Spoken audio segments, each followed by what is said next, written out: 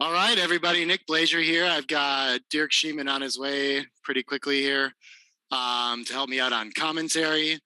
And our first semifinals match that we're going to stream today is going to be between Sander Lylloff and Ali Çetin Belen.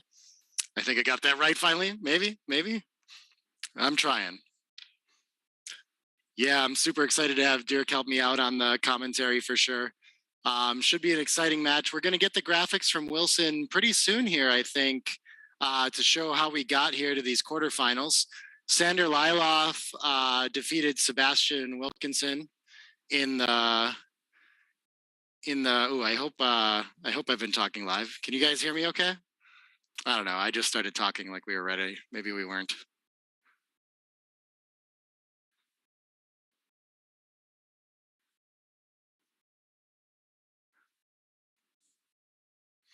I'm gonna wait a second. Okay, I don't see my. Oh no, I see my vocals on there. Yeah. Okay, so we can see. We're running through the results on how we got there. I've got Dirk coming to help me out too. I think. Oh, here we go. Okay, so we can see. This is actually 3-1 on the Sander and Wilkinson graphic, or yeah, and then the 4-0 win for Zdenek over Dirk. Sorry about that, Dirk. Yeah. Played great. I, like the whole tournament, couldn't find my A game, and it was just very well done by him. Congrats again. Yeah, so Ali Belen getting in, losing both matches, winning PR on both matches with an average of 2.69, still doing his stuff through the whole tournament. Probably overall still around a 2.65 average. Really impressive stuff from him. Yeah, and then when we look at the other side of that, Sander versus Sebastian in the first match that they played, you can see that Sander won the PR point over Sebastian, playing a 0.9 against a 1.27, I think it was, which is just probably had to make Sebastian sick in that one, and 1.88 overall for Sander. So he's certainly playing his A game. I'm excited to see what he shows up in this semifinal here. Really impressive stuff from really both of them, but Sander particularly there. You got anything you want to share about your match? Like you said, it's just not quite there. What do you think of Zdenek's play? Does it feel like he's just on playing? Yeah, he's absolutely super focused. I think much more focused than I saw him in Marbella, and he really is up to something here. So but there are very strong competitors in the field, as expected. So I think it's going to get exciting. In those two matches that he played in the quarterfinals, averaging a 1.88 as well. It's so weird how people do these times. Yeah, and especially under pressure. And so he was so sharp, and really impressed. And cool. Well, I imagine we'll get started with the match pretty quickly here. I'm going to go poke Wilson about the graphic real quick, and I'll be right back.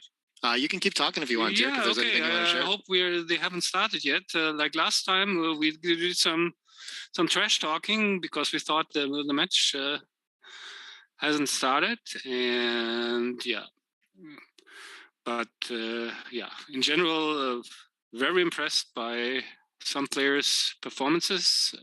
Maybe a little bit of a surprise that Michi couldn't do it, but his opponent played exceptionally well, so he deserves to advance. Now he will face another very tough opponent in Zdenek, and Ali and Sander. I mean, the whole pre-round stage, pre-elimination stage, they were so sharp, and they hardly had any outliers. So would be really surprising to see one of them not playing their best now. They seem to be the best players are in the semifinals, and that's how it should be. These are some exciting matchups. We're going to start at 4:30, of course, with Sander and Ali, and then at the 6 o'clock match, we'll switch and get Umur playing Zdenek on stream too. So we'll see the first match between Ali and Sander, and then the decider between Zdenek and Umur. Really cool stuff from Umur. I don't think anyone would have bet on him to win the PR contest, including himself, against Michi in both matches to get there. So that's really exciting stuff. He's been playing a great tournament. Relatively, new player, I guess, in the sense Michi's been doing this for years, right? And he's just starting to get more known, but making a name for himself in this tournament for sure. I think in the interviews, he was just, his goal for the tournament was to make the 8 and see where it goes from there, of course, which I guess that's kind of the goal you make for everybody, right? Yeah. But yeah, that's a really cool result. I'll be excited to. I didn't get to see either of those matches, or I got to see the second one. The first one, I'm really just curious about that too. It seems like it must have been a really challenging match for them to play a 5 and high 3 kind of, I'm lucky to run into that for sure in the quarterfinals, but that's how it shakes out. Yeah, and the problem is if you have one bad match in this format, it's so hard to make up for that in another match in the pre-round. Yeah. You have a bad match, but there are 13 other matches that you can play well. Yeah. No margin for error in a format like this for sure. They'll have a little more room to work when they make it to the finals. But any just one slight off decision or match can kind of cost you the whole thing right now. Exciting stuff. All right. And so we're getting started.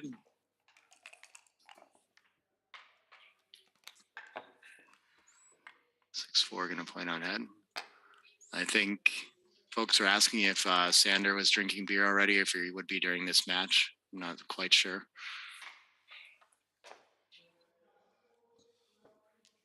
Just running feels a little bit anti-thematic with that blitzing position, but what can you do? You're split already, so of course you get out of the contact, yeah. 2-1, I suppose. Best we can do is split there.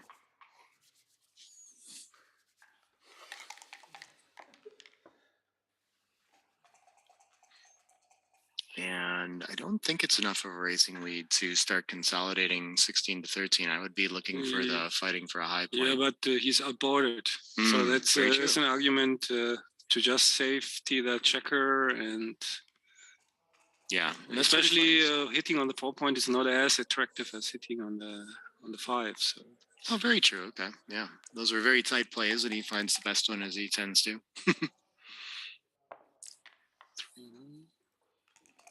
Okay, good improvement for Ali.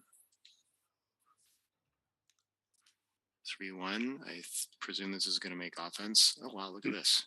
Yeah, with a 5-point mate and the extra checker on the 8-point, you want to secure your anchor first and take it from there. I mean, you have plenty of room to improve afterward. Okay. Goes with the offensive one, yeah. Small difference there. I didn't see what plus decided. That would have been hard for me to find too. I guess another argument is against only one checker back. He's never going to make that as an anchor. So you might miss the opportunity to make the 21 where you should have the opportunity next roll on the 5-point. 6s, not much to do other than blitz. 4s. We can see, okay, he's decided that that's going to be his odd 4. And now we can either make, okay. Can play to the 5. Yeah, we keep all our structure and we keep 6s blocks. Yeah, man, he plays fast and just kind of has a good feel for this stuff. Yeah. Ali wants to see the light. It'll be interesting to see how Ali responds to that too. Sometimes when your opponent plays very quickly, you kind of feel pressure to do the same. Hopefully he stays on his game. He was more in time pressure in the match that I saw streamed earlier. Yeah. So far, they have been playing really fast and on some, close decisions. So, yeah. This is a tricky one. Sander's going to take a little time, and he's going to go with, he's decided he wants to hit, and now he wants to figure out if he should lift it or not. Tough to find something you really like to do with this roll. It's interesting that this could be the top option with so much ugliness, and plus likes it too. Very surprising. Just takes the tempo and escape away now that he's stepped up. And he's leaving a shot almost no matter what, too. So this probably reduces shots as well. This is 4-1. Okay. Yeah. Exciting. We get to use that dillied builder. And a fan from Ali would put him in quite a bit of danger here, but he enters pretty well here. Yeah, probably just hop out. and hope for the best. Yeah, when you escape, I guess it's less shots out there too. And of course, when you're missed, then you have a real chance of escaping. And I still don't feel like there's, with this open 3 and 4 point, like there's any real cube thoughts here. But pressure's on from Sander. Lots going to be decided on this next roll. Misses. Yeah. So tactically, if the blot's going to end up in the outfield a lot of the time, we might want to be careful about creating 2 board blots and play something like 7 to 5. But he just goes with the 6 to 3. Also makes sense. Or 6 to 4. Sorry. So now Ali is consolidated, and it's pretty much an even game. Ali is a slight favorite, I guess. Yeah, he's escaped in a small racing lead, but nothing to really think about a cube with yet. Whoever rolls the set first should be doing best. 7 to 2. Yeah, I'm just playing a checker behind. Again, he wants to keep all those containing points in the outfield until he has a real advantage in the race. Then it'll be time to break contact. Sander has the perfect board. Very nice.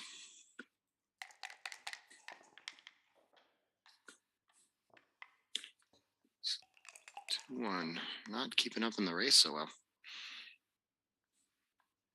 So probably there he cannot break his board. I mean, when you have a close board, just keep it. Yeah.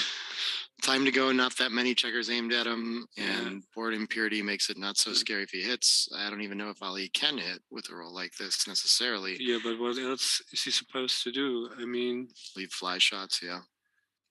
And clearing the bar point and killing a checker, and also half the time almost Sander dances, and then turns probably as a cube position. Yeah. So, I think, of course, if he gets hit, then Sander is probably playing on too good and can't even take advantage. But at least Sander is probably not being able to use the cube efficiently, because he, before hitting, is probably not good enough to double, and after hitting, he's too good. So that's what I would call the low cube efficiency.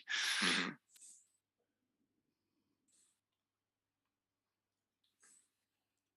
Scary thing to do against the closed board when you put those gammons up, though, for sure. I'm sure he's thinking through that. Yeah, but when you're down in the race, and so...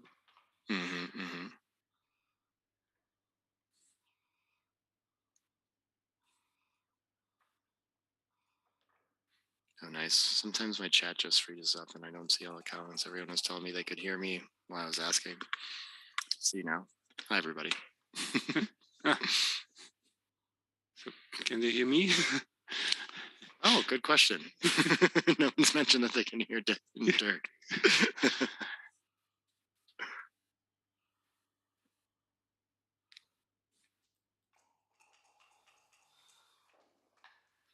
Yeah, lots to talk about how amazing these two players are playing.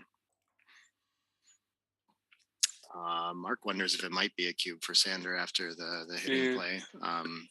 I really don't. I mean, there's a huge swing, but I mean, you can just eat the recube. So and who's? I mean, is he really a big favorite at DMP? Which position would you take after the hit? Well, this is interesting, actually. Looking at the numbers, though, he will be winning with gammon threats, and so it wasn't clear to me that Sander's even winning after the hit.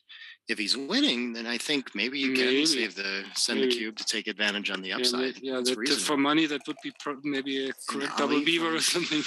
Right. He doesn't even think about the cube. That's interesting. And Ali finds the correct checker play. Well, I presume he already thought about the cube as a big part of it, right? Yeah, that's true. At the time, but I'm not so sure. Oh, I think it was. Oh, yeah, 101 miss. Yeah, that's a tricky one. He just made his decision already. We're going to try the same thing again, I guess. Yeah, and this time it's definitely not a cube without the second blot. I see. I would say, again a cube? Wow. Yeah. So, I'm making these high volatility, low equity positions are really tricky. Yeah. And Ali's, I think, is pretty easy to find here. When he covers in a fan, feels like a clear market loss, about to take over in the race. Yeah. And can Sander find the take with the better board and still a racing lead? Probably, but it's tricky. You like to be ahead more in the race than this when you're on the bar, right? Yeah, but on the other hand, there are immediate like a 6-5 numbers that leave the blot, and I think there's enough play. Or if Ali has to lift it and Sander comes in, and since Sander is hardly ever losing a gammon, that means he only needs like 25% or 24% wins. So, and these are usually easy to come by, at least when you have a close board and some threats. So. I'm not sure what they're talking about in the chat, but someone's saying that the hit might have been a blunder on plus plus. This was the cube that got missed. Yeah, plus took it to a 153. And the next one was also things. Yeah. Oh, that was Ali's cube. This is Ali's current cube. Current cube. Okay, yeah. You can see Sander has still he has over 25% winning chances, not losing any gammons, hardly ever. Probably winning more gammons than he loses. Yeah, a little bit more. So and there are really big market losers. Any cover and dance is a huge market loser, and Ali correct the cubes, would have been really surprised. He's gonna find that very good. He had missed that one. And Sander hasn't made his decision about this one. Interesting. Okay, that's yet a long time. So he is probably going through the numbers and make sure. And what is all that like? Even like a 5-1 is not a great shot. And the fly shots and would be a lot tougher if Sander's board had any weakness, but like this, good take. Mm-hmm. And so if Sander can enter now, then it's okay. That was really unlucky. Nice feature of the position though, that sometimes when you don't cover, you can still just lift 2s and 1s. That's a lot of really good numbers. Ooh, 5s is awkward. I can just come down and place 3 on that. Okay, that's no big deal. 4-4 and 3-5. At least it virtually locks up the race. Yep. Also, almost no gammon threat for Ali anymore. Fix that. 4 ace. 4-1. Not so bad, not so good. 1 set away from catching up. Gotta play safe. Kind of awkward distribution though. I guess Sander might. Would he stay? Well, this seems too good for the race. He still has some with the gaps on the 4 point. Still has some decent race equity. Yeah.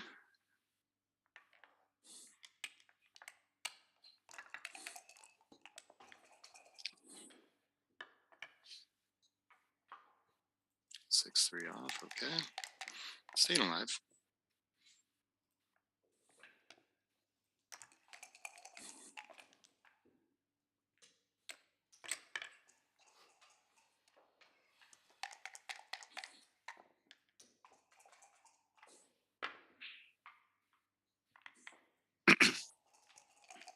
I thought 62 there. Not sure.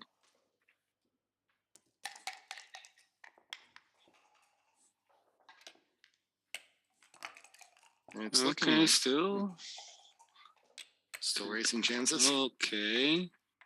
Ooh, what is this? That's getting close to recube even. On a miss, that'll put Sander on lead roll, which this is. 7 checkers to 7 checkers. So I think with the free miss that Ali's got, this is really close. Yeah. And we're in recube territory already. The take seems the easier side, but not all of Ali's doubles work. Double aces only takes 2 men off, so that's a plus for Sander. Yeah, and he can afford a miss. Of course, there are some really ugly rolls like a 3-1, so he can double miss and then lose a roll. So, but all in all, if he just takes 2 men off and Ali takes 2 checkers off, then he has lost his market by a mile. So simply for volatility reasons, this should be cubed. Yeah, the volatility sticks out on this for finding being able to send this as Sander, I'm sure. Must be thinking about different roles and sequences and how they're going to play out. Wow, these PRs are wild. Yeah, Ali with a perfect game so far. Almost. I mean, yes, correct. And I'm certain, yeah, Ali will find the take. He had also time to make up his mind. Different levels think very different things about that, the equity on that cube. 5-1, ace not ideal.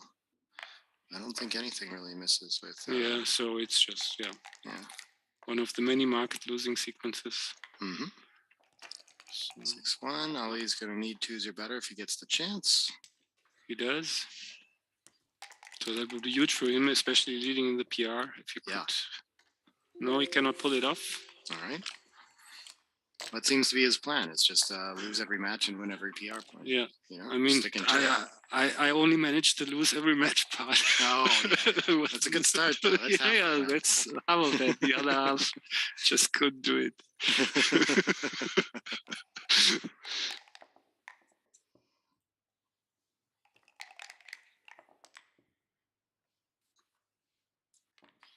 Still low on decisions, though. That 153 is something you can make it up, but it's interesting to think about this the way that I guess Mochi tends to, where he essentially needs Ali to make a series like a 150 blunder or 2 kind of regular sized blunders to take over the PR. So needs him to catch up with some mistakes for sure. 4-3 is gonna hit, yeah.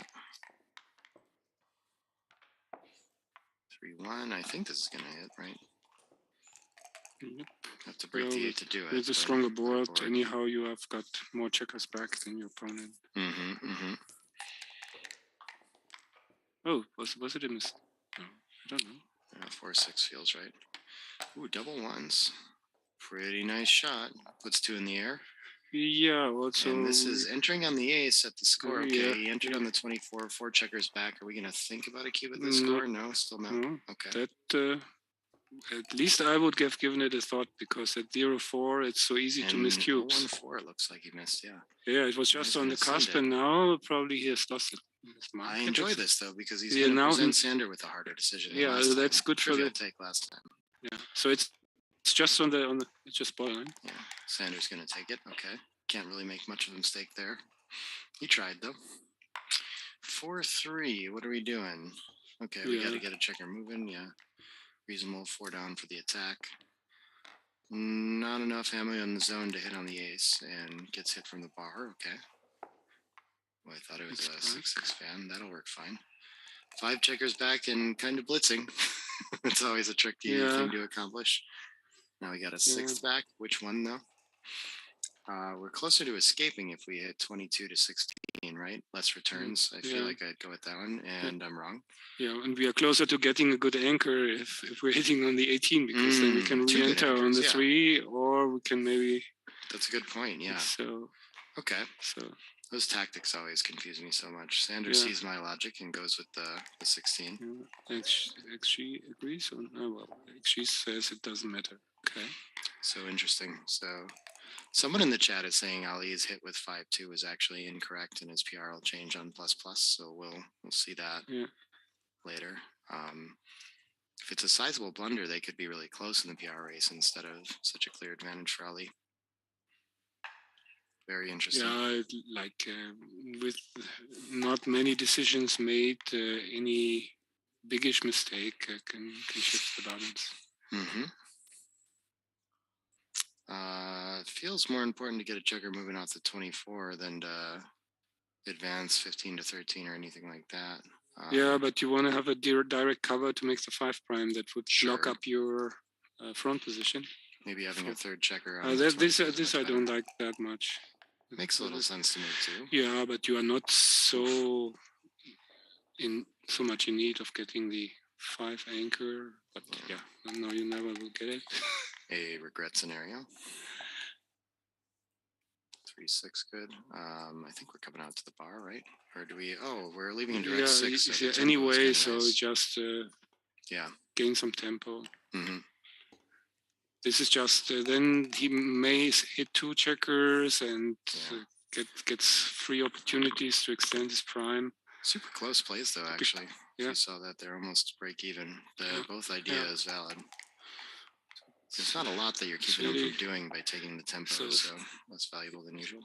So it's interesting that the game is still not defined yet. Could end up into some priming game, and Ali, of course, is far away from wanting to play a back game.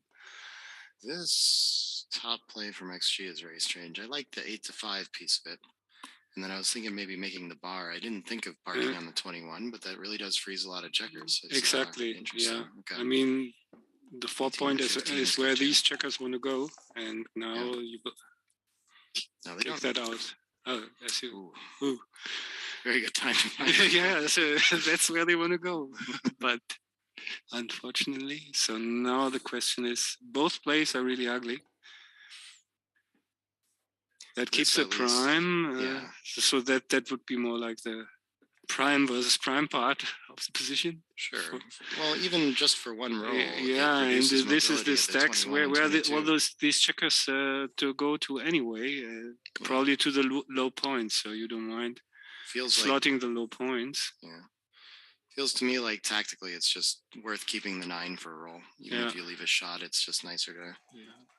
Can't afford and maybe you can get out with your back checkers, and then you have more rolls to play and won't be forced to break it. Okay, understandable, because parking 2 checkers on the ace and the deuce is really tough to make for a human player. 5-4. Okay, just gets a checker moving. Nice shot. It's exciting to find a way out anyway, even though he did give up so he was gonna escape anyway, so we have no regrets. Got it. 6-5 hits 2. What a shot. Sitting on a 2 cube, he could potentially win a gammon for the match in this game.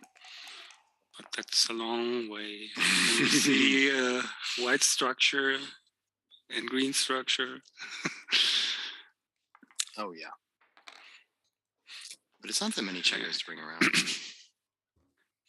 Very interesting. Yeah, buys themselves sometimes to escape. 3-1. Might have preferred to enter on the deuce. 4-2. I presume this is just safe on the 6. And even improves the distribution a little bit still. Yeah. The master plan is to just somehow be able to escape with that last checker. And that's a good question. I was saying Sander was 39 yesterday and 40 today. Is it his birthday? I have to find that out. So make the super back game, and just to then for sure there will be lots of really awkward numbers for Sander if you 6 make is the 3rd certain. point. He must be thinking about seeing the light with the 23-point checker or something like that as a possible option. No. Yeah.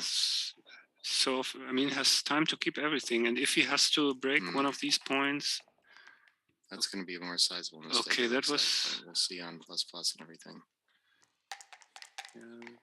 First bigger mistake. So now the PR race is close all of a sudden again, I think. I'm going to play 22-18 as a result is kind of nice, though.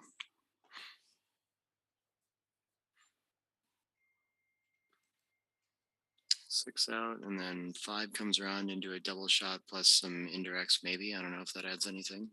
So it's a bit scary. So look at this, the 6-1 tempo to get rid of the goalkeeper. Yeah. It's risky somehow. Yeah, but right now Ali doesn't have any blitz potential. So yeah, it's probably not the end of the world if that checker gets hit. And how do you want to continue if you... Okay, it's, I think, and... Someone says Sander was born in 81, so it's hard for him to be 39 or 40.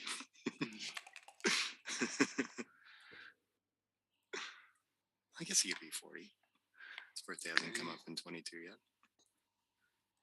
Don't leave it direct. Goodbye. Very interesting game they found themselves in. Okay, so that doesn't hit anything. So XG very often in these positions likes to keep all the anchors as long.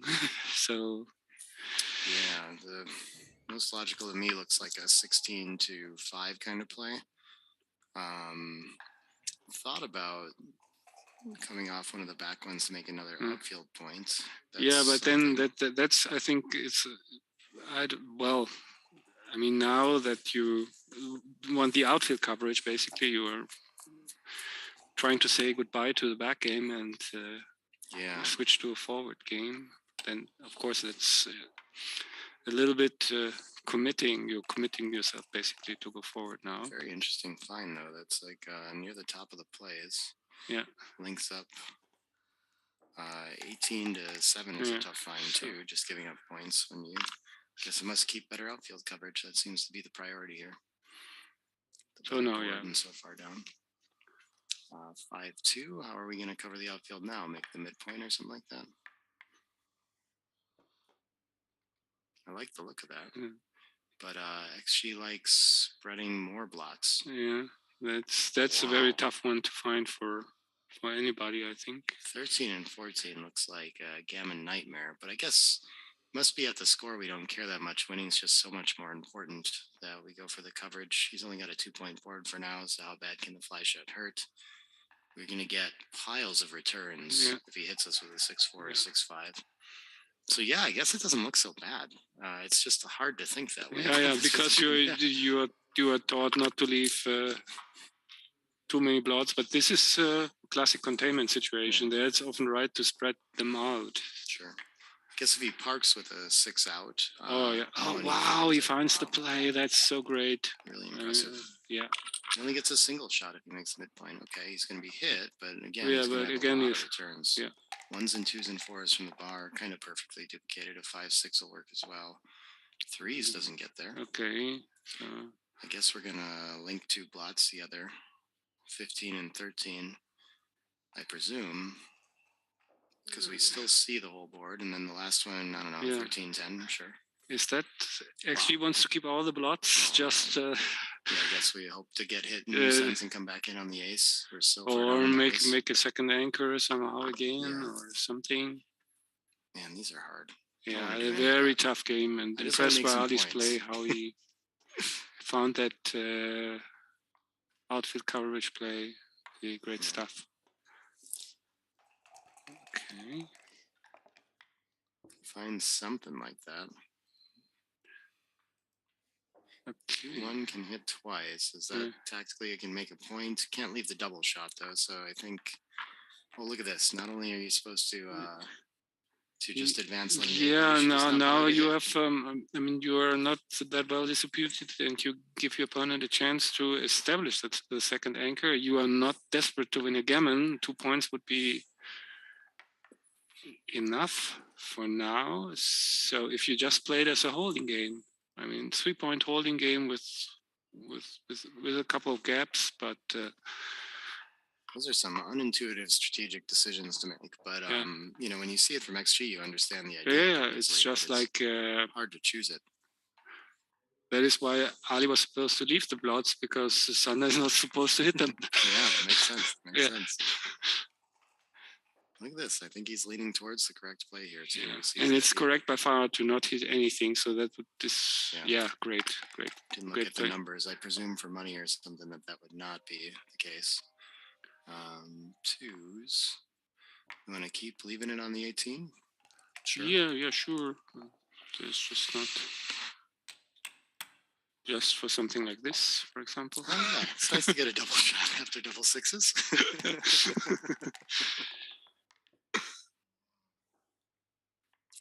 Pretty sure. Yeah, well, that was a nice sequence for Ali. About 17-14 for the 6 cover. Yes. Like that looks natural. Mm-hmm. Okay, this is a fan, so. Tough to win a gammon. At least Sanders saved that by bringing so many checkers in. But still, if you had told him that 3 rolls before, you will be able to save the gammon. I think he is trying to do something more here. Maybe not though. Ali's got some room to yeah, shake now. another checker free. Yeah, but now. Yeah. The 6 puts. Needs Okay, the completed that's 6 prime first, of course. Sanders just camping out at the edge. That's scary stuff. By the way, it looks like 4-4. It's gonna switch to the 3, right? I would. I think we can let him potentially roll a 6 to get away. Yeah. And there are also some awkward comments. At least I see an ace 5, an ace deuce plays. Yeah, yes. Okay. Just there's some tactics involved as well. Sure. Well, I love those gross rolls. Find some more of them. Double twos is double twos. Double twos. How do you like double twos? Yeah, it's great find. Thank you.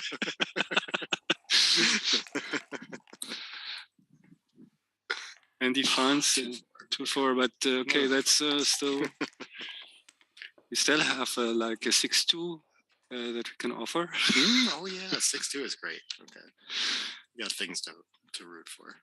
No, I won't root for the disaster numbers. That's to watch for. I don't know. 6-2. 4-2. I'm sorry, sir. No, it was actually a 4-2. 4-2, yeah, not quite as bad. Great either.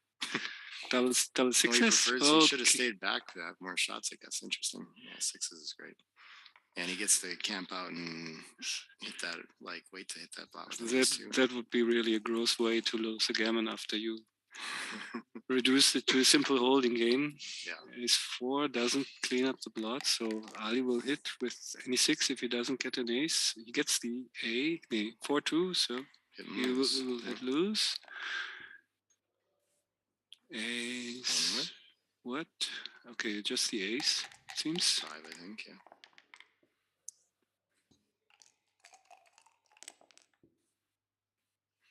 Ooh, fair, and he gets a chance to roll a 6-5. Okay. So puts a second checker up. Maybe he's gonna win this after all. Maybe even a gammon, huh? Yeah, if he wins it, it's most likely a gammon. So that's a really cruel turn of events again. This time for Ali. Couple hits, couple covers. Double sixes. Stuck leaving the shop, but he's off the gammon. Off the gammon, yeah. So, and if he wins the gammon here, which is more and more likely now, he took the lead in the PR in the meantime. Yeah, so that would be really a big swing on this game in any sense, every sense. What is this? Do we have to peel, or do we just have to play safe and try to clear? Okay. Still, guess winning is the way to get a gammon in this position. Yeah, just need to get home safely and then. Okay. So that's probably the end of this, which is double 5s. So for Ali, it's really maybe Ali will get some more decisions, but I mean this is the 3-ply PR or the plus PR that you can see. 3-ply. Yeah, so there's still some. You can see room left. Dragging on our screen a little bit on the 3-ply. So please don't plus us. Doesn't matter if he saves the backgammon, so whatever is most efficient for gammon saving, what is that? Maybe 11 and 10? I don't know these. I only know that the difference is so small. They're very difficult. Oh, yeah. I feel like I run into players all the time that just know those kinds of things. Like, don't think twice about it. Okay. You're not talking to one of them. Okay, still one big double away from saving it. 6-1. How many numbers? He only gets one crossover, so he's going to need a set to get there. It's hard for. I think if he plays, he's. I think there's no way to activate double 4s, right? Right. That's what I'm saying. So it's double 5s. So either way, yeah. Sure. He chooses this variant. 2 off and big set to stay in the match. 4 up. Didn't get it. Yeah, that was really crucial game because Ali was leading in the PR, and since he had all these containment decisions, made some small mistakes. But we'll see. He's still close enough that this can change. yeah, we'll see what plus plus thinks of the cubes and things like that too. So this one's gonna have to go to plus plus for sure. And we'll be back next match. They're gonna switch spots, and we'll see Zdenek and Umur play on the stream at 6 o'clock is the scheduled time. So we have 45 minutes till then, and we'll make sure we get this rolled out for the result too, and let you know as soon as we know more. So yeah, short break, and we'll be back with more semifinals action. Thanks, everybody. Thank you. Oh, Bye Martin bye. Howe has it plus plus for us already with Sander winning it. Okay, we'll confirm, but good to know. Thanks, man. We'll go check it out. Bye, everybody.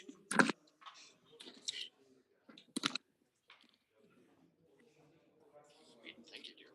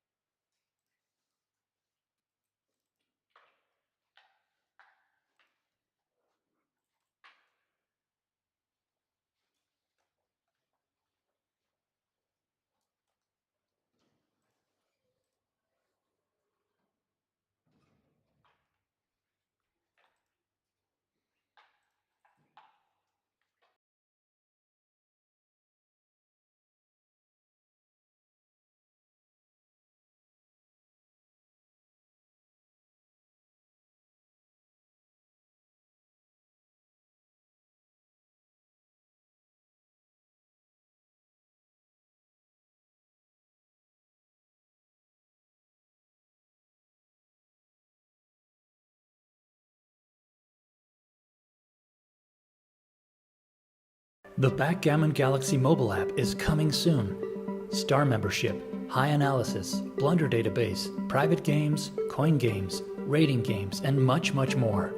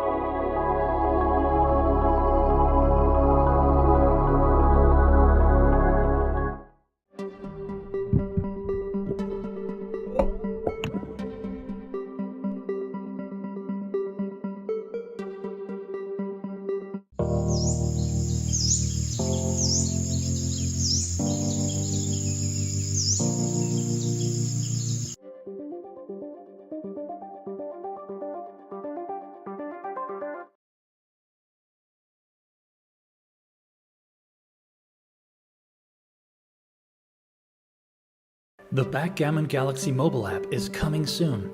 Star membership, high analysis, blunder database, private games, coin games, rating games, and much, much more.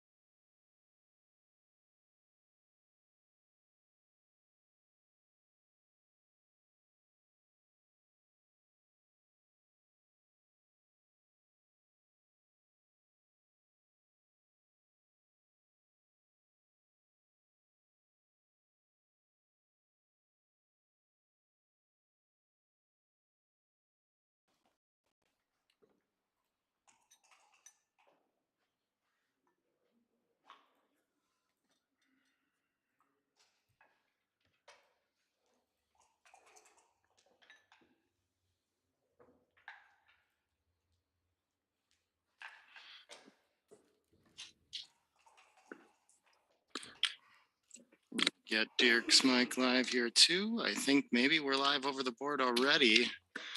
And we're getting, because we finished that last match early a little bit, we're going to get round 2 of the semifinals between Sander and Ali on the stream here. And then we'll stream round 2 between Ali and Umur afterward. You're going to get a bonus match here. So official results of match 1 are posted on the screen as well. Sander won both the PR point and the match point for 2 points in the semifinals. And he has an average PR of 2.77 in match 1. Ali's average PR is 2.94. Both of them just made one blunder really in the match, and that's it. That was enough to cost to be everything for that match. So really impressive stuff. Oh, we're ready to go. Other than our transcriber, we've got to find real quick, and then we'll get going. Yeah. So the situation is basically like this. Ali has to win the match, of course. Mm-hmm. But then if he then wins the PR, even by a small margin, then he will probably win it, because the first match didn't have too many decisions. So that weighs. So if he just wins the PR in a longer match by like 0.1 or something, that's probably, or 0.2 for sure. That would be enough for him. So he is still very much in the competition. Absolutely. Yeah. There's a real chance as long as he can get those 2 points, but getting those 2 points is not trivial, right? Absolutely. Yeah. So yeah. He has to win the match, but then if he manages to play better, most outcomes will favor him. Mm-hmm, mm-hmm. Yeah. Someone asking when the semifinal starts. Well, it's been going. We had round 1 start at 4:30. Sander and Ali played already. Right now, Zdenek and Umur are still finishing up their first match, round 1 of the semifinals. Zdenek went out to a big match lead early at Crawford, with also a pretty commanding lead of the PR race, still playing underneath a 2. I saw Umur last I checked on the lower analysis level, of course, a little bit under a 4. So Zdenek very likely to get the PR point and possibly the match win as well. Yeah, but I saw the game now at 6-4 post Crawford, and there was some serious gammon danger for Zdenek. So you can lose the match on that very easily. So if Umur wins the match, then, and last time I saw, it was looking okay for him. He had the 6 prime and opportunities to pick up other checkers. That's the last information that I have. So then probably it would be very hard for him to overtake Zdenek in the PR, because this is just post-Crawford games. And so, but he could easily win the match point. So maybe it's already over while we are talking. I don't know. Very well could be. Yeah. Oh, cool. The sign's on the way. We've got news in the chat. Oh, cool. We're getting to see the updates from the quarterfinals, so you can see how we got here again. Feel free to avert your eyes, Dirk. No. I stand by my good performances and by my mediocre performances. That's fine. Sure. That's cool. And he completely outplayed me, so that's really very impressive stuff by Zdenek so far. Mm-hmm. And so, just quick reminder, after we play Ali versus Sander here to resolve the semifinals on this side, we will show you the deciding match between Umur and Zdenek as well. I'm excited to be able to stream more of this. More matches is better, right? Okay, you're clapping. Someone won. Yeah, we hear clapping. So, can we get an update in the chat, Wilson, on who won the match? Zdenek or Umur? In that amount of time, it'd be surprising if Zdenek found a way to give up the PR point. I think that was a lock. But the clapping might mean that that was the last game that we saw, and that strongly favored Umur. Yeah, it was sharing information on the board there. I might just go clarify with Umur and Zdenek what our plan is here and make sure everything's cool there. I can check it out while you... Yeah, I mean, we'll be right back, but we just need Hossein on transcription, and then we'll be going with this match here.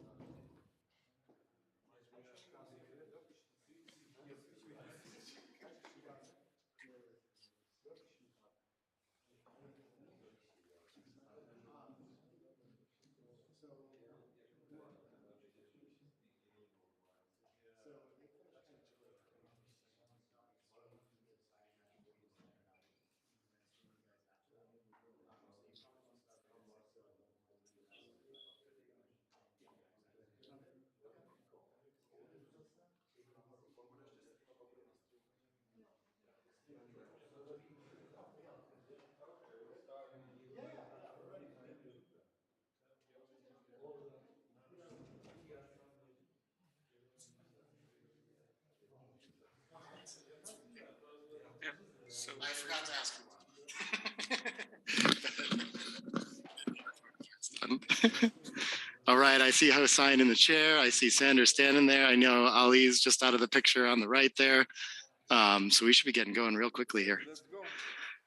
Umur and Zdenek are happy to have a little extra time to rest. That's an hour and 15 minutes. It's kind of a long one, isn't it?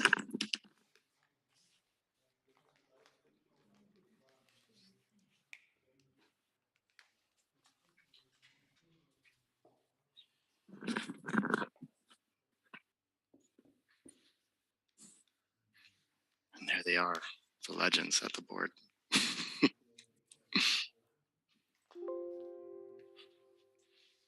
Wow, that was a good one.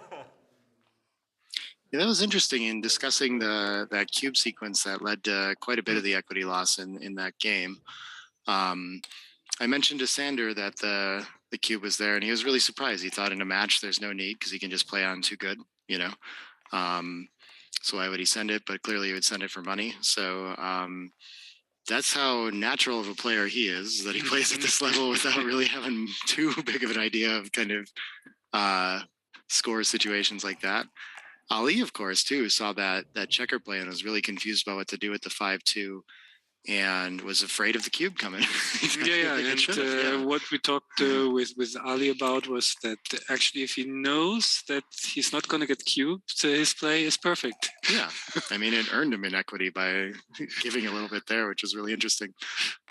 Crazy format. Not that he can know that, but I mean, if he does, I guess maybe you guess that. Yeah, very interesting. Sander did indeed win the PR and the match.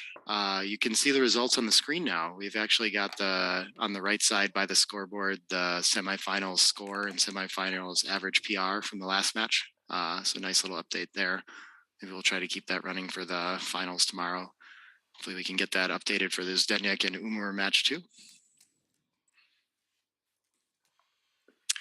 And starting to get into decision territory here. So he wants to enter high, worried about being primed if he enters deep.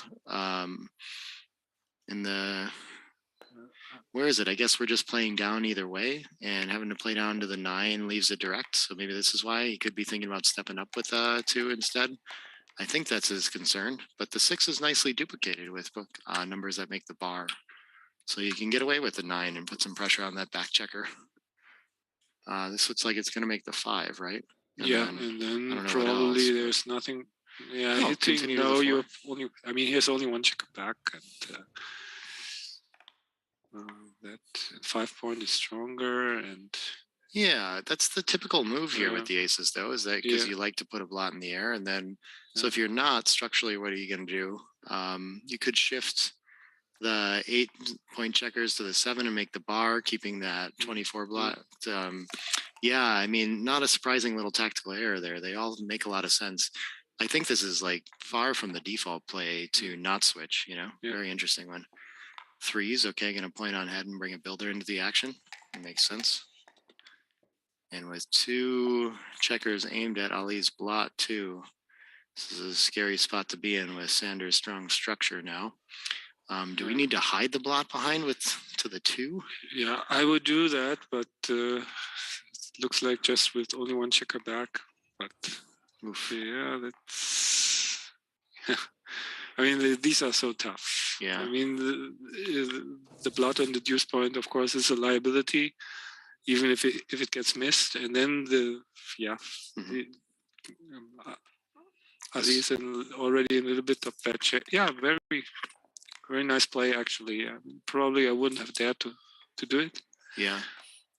Sharp fine.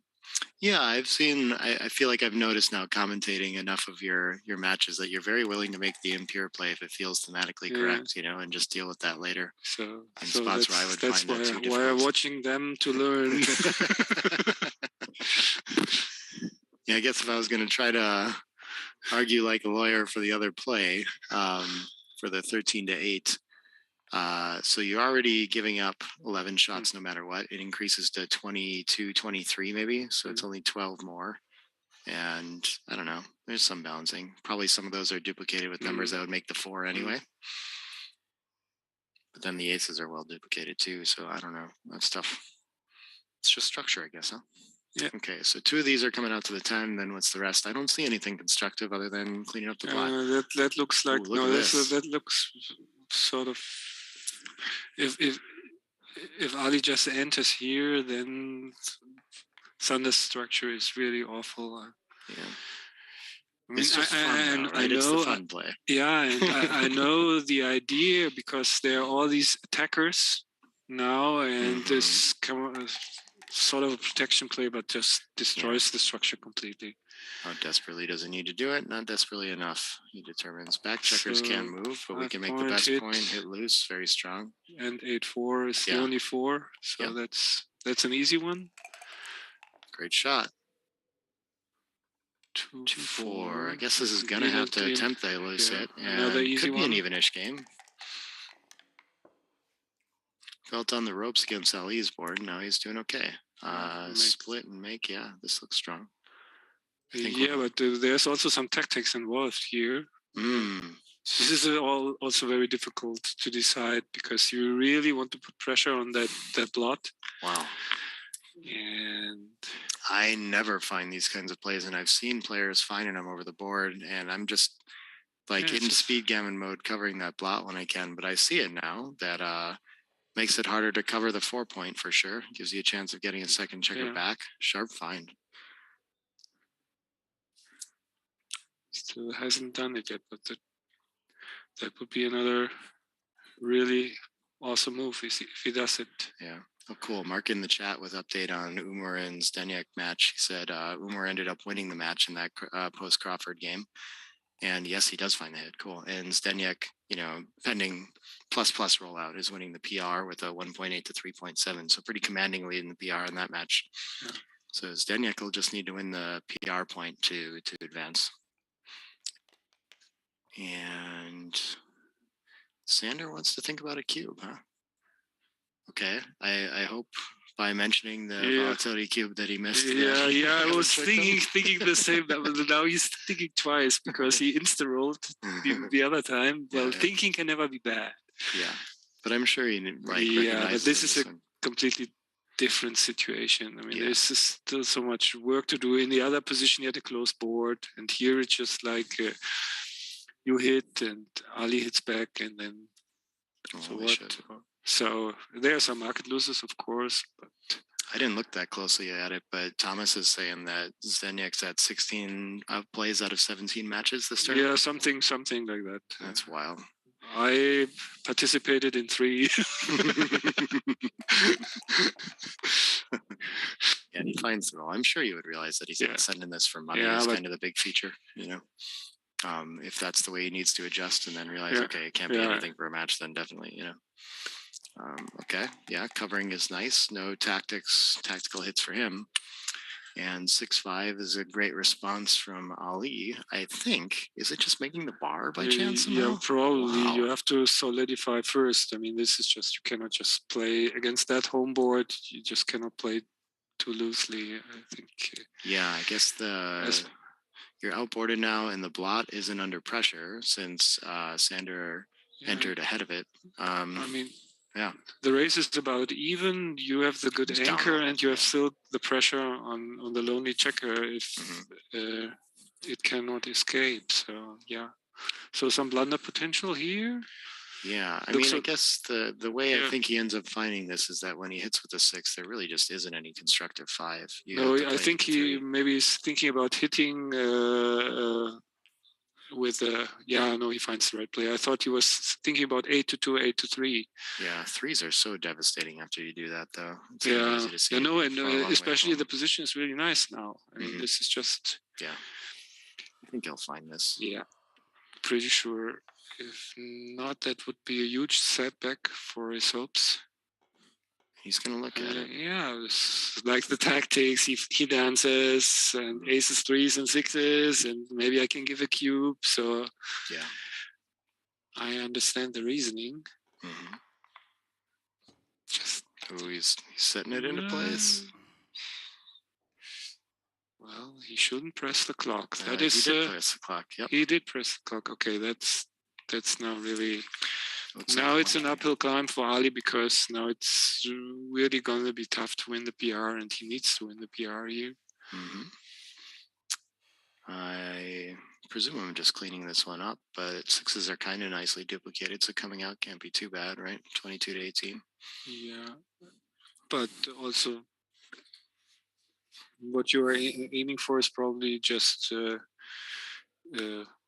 cubing next time. So Yeah, but you it's not just clear that it's, count. aren't there less shots if you just Yeah, come out? I would come out. Yeah. Because I don't want to get hit loose. So no. mistaken. He's gonna Okay, I haven't even considered this because cube is centered.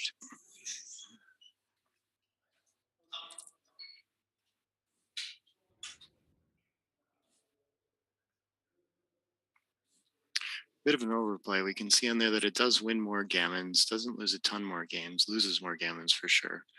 But this seems within Sanders' realm to evaluate for sure. His strong point of the game, where I expect he's gonna find one of the top two here. Yeah, just gotta look through them all. I would play what is the second best play according to XG. Just feels like if he doesn't roll a 6 at least, I may have a play on or a cash very often. And it looked like the analysis, by the way, on Ali's 8-3, 8-2 was like a huge mistake on one play. But after he makes it, I don't know. I'm curious what plus will show, because in the summary it didn't look as bad. I think it said 124. I think the lower analysis had it at like 200 or 300. Might be that it's kind of closer than it looked. He's really taking his time with this play. I wonder what he's going through here. Yeah, okay. So now he's starting to count numbers. Yeah, and that would have been my play. Yeah. Surprising. I'm not sure what XG's idea is there. I mean, how much? So now it feels basically, really nice. Yeah. Cash and sizable pass. You can think about too good there, really. But yeah, with the against the anchor, so many bad things that can happen. So. And Ali'll pass. And no missed cubes, but we still got to the 1-0 score line. Maybe that's what XG wants to do somehow. If you play in, you can still take. Yes.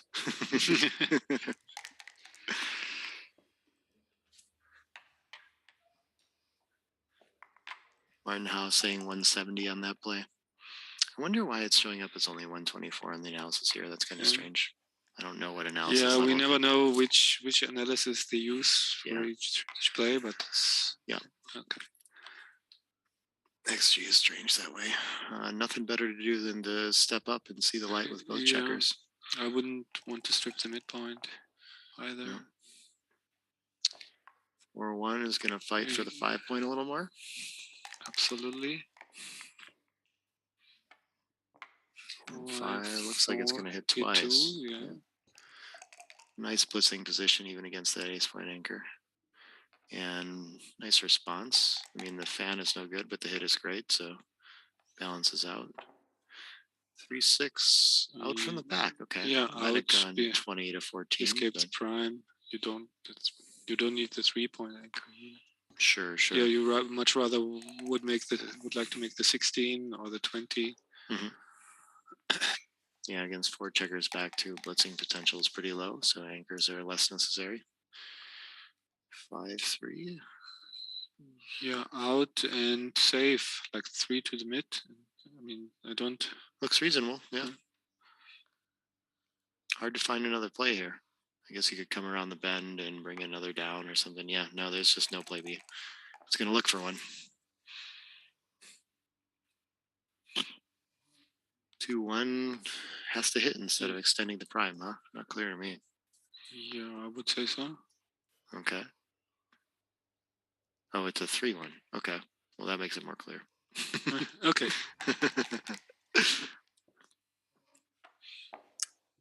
5-6 out.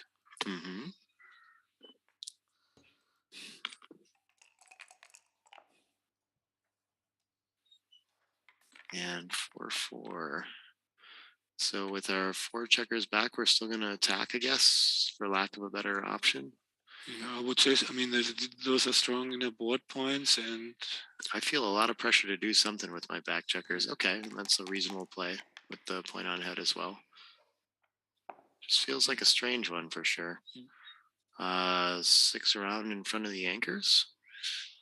why not put a spare on the? I mean, the midpoint is also stripped, so you. Yeah.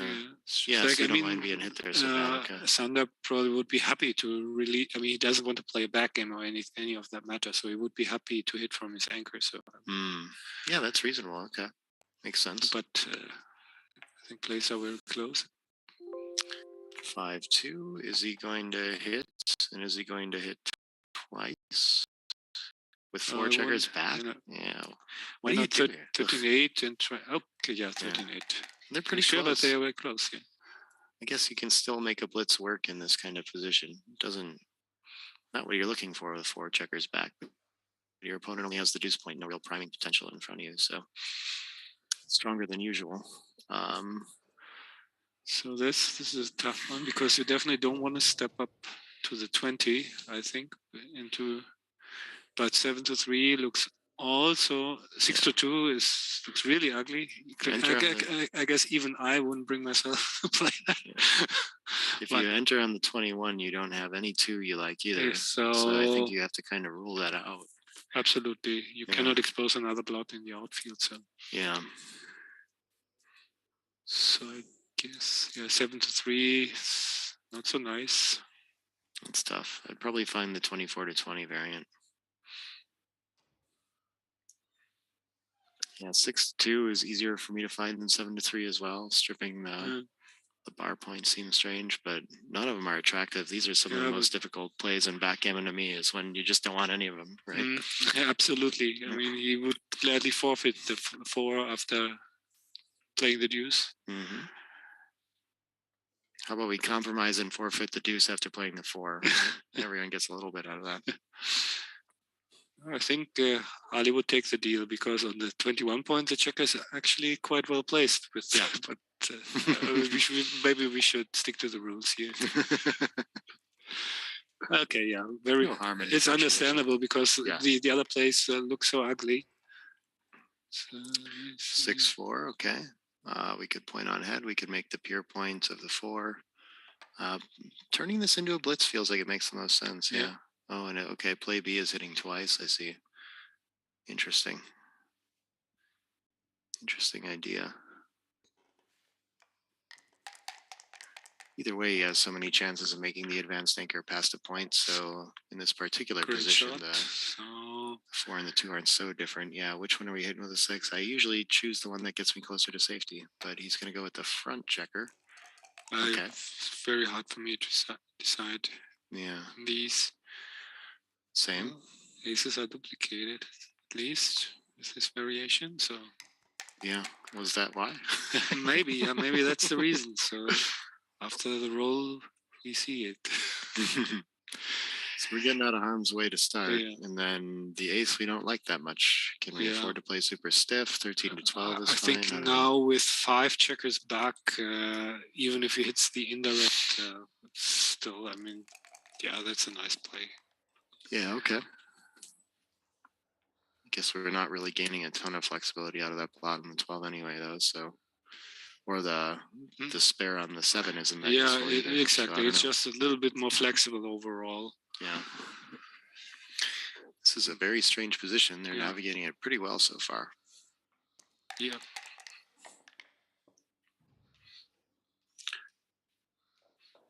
2-1 must make the closer point, I would think. Oh. 2-1. Why do we want to do that? Yeah, because it's still. I hate it's a 0.6 away from the anchor, and presumably we just want to clear and brace. What you mean? I would play 15-12, but this 13-11, 12-11 looks. It's a little counterintuitive. Yeah. But. What do you think the logic of that is? Yeah, well, he's probably a little bit out-timed. It's like, Probably it's also like tactics. XG goes through the numbers, and you can see this this number. Probably there's. I mean, the plays were very close, but I tend to not make the blocking point, and usually it's correct. So I think in the long run, you're better off just trying to decrease contact when you are way ahead in the race. But sometimes really difficult. To me, okay, it's the fly shot, even with the blot and board, just so much outboardage. Yeah, and he can win the game here pretty easily. Yeah, nice shot. Actually, if Ali dances, that should be a cube, I suppose. Yeah. He does. You sure we don't keep playing again? Yeah, these would keep being really close to the too good side. So certain. So tough for Sander to make an error since it's close in equity either way, and then Ali too. It's just very clear action. Yeah.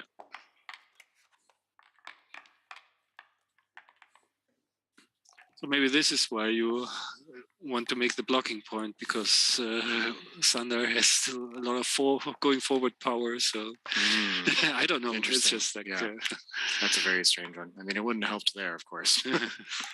No. Okay, at 7 away 5 away, you're supposed to just run already. Okay, that's surprising to me. This hits on the ace to disconnect from the bar split, I think, and splits with it. Yeah, that's usually what you do. And at the score, I mean, the score shouldn't make a difference here. I think we're hitting. Yeah. No. What is this? Okay, so yeah, that would have been, for me, it would have been a standard hit, just make the play and on to the next one. Weird. Every now and then those third rolls get you.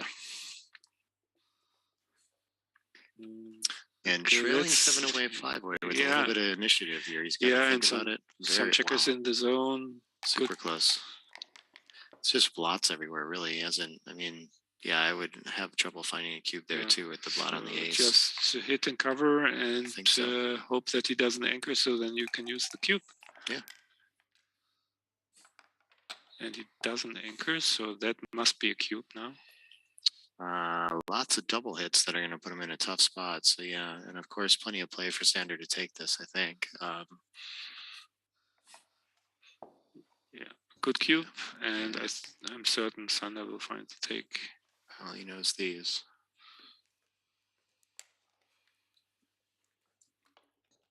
I wonder how he's analyzing these score decisions. Oh, he's going to get in trouble for his cube placement again, too. He's hiding it off stream. What is this, double ones? Yeah. Oh, look at this. You should have picked up 4 blots. 4 blots play. Okay, I haven't. Wow. Prevents this. I played it so fast. I didn't even see it. Yeah, it's just so natural. You make the 5 point. And right. Yeah, but you're blitzing, so you don't want him to anchor. So. Yeah. Okay, that's not a bad shot at all. 5-6 fans. Okay, so he's still going to be in some gammon danger here for sure.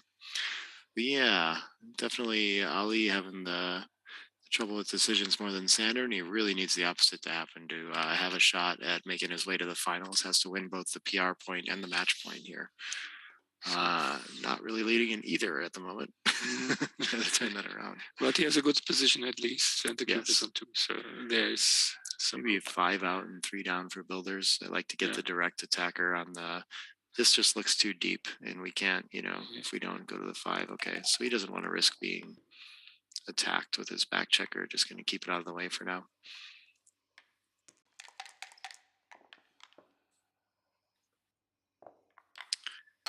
Yep, going for the not required either. You can just turn up and try to play for the race. Yeah, it seems like XG thinks that once the anchor is made, these blitzing attempts, a little less potential. Less potential, yeah. And it's going to be hard to cover that 4 point now without leaving directs. Okay, double 6s. This is getting awkward. Yep. A 2 puts Sander in quite the position here. It's counterintuitive with no points, but I think he's probably almost favorite if he can just hit and start containing. Well, he has to get the checkers out too. Yeah, he's outboarded, and I mean, that still would take Ali's side probably. Yeah.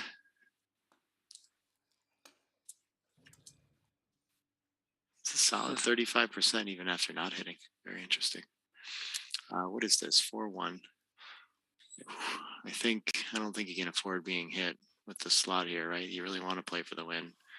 And he's going to look at it for sure. Yeah. Oh, look at this. Plus puts it on top too. That's impressive. Yeah, machine knows no fear.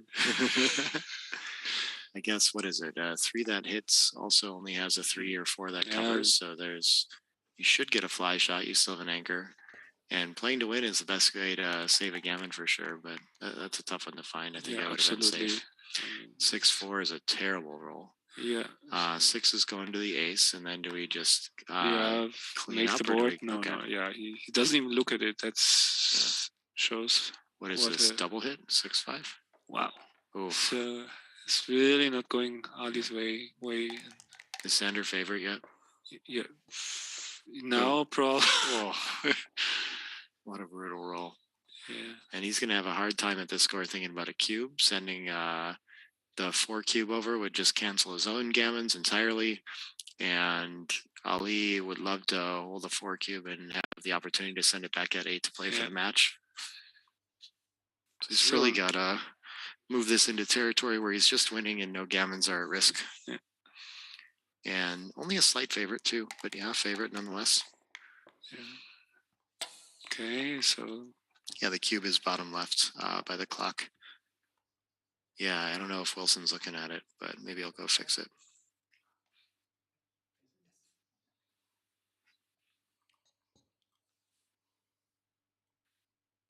What is this, 5-5? 5-5. Ooh, what do we do with this?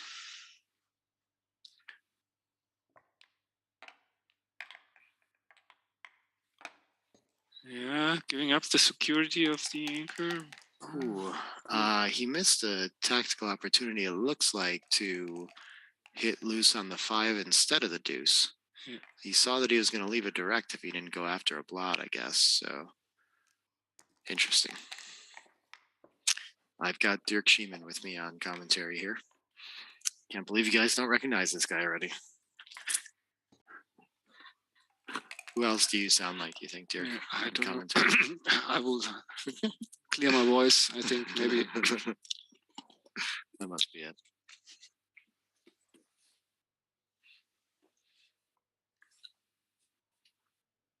Oh, cool. Yeah, Wilson got in there and put the cube where it belongs. Very nice. 3-3. Oh, I didn't see that. Okay, he made a blocking point, came around. Yeah. Yeah. Oh, this is another awful shot because you really don't want to break your board, but fortunately you have to. Yep. So you might have thought about leaving a shot, like a 4-2 or something like that. Would have been fine, or breaking, but you can't go out there and break your board. Yeah, exactly. Then there's no threat in stepping out when you don't have the board anymore.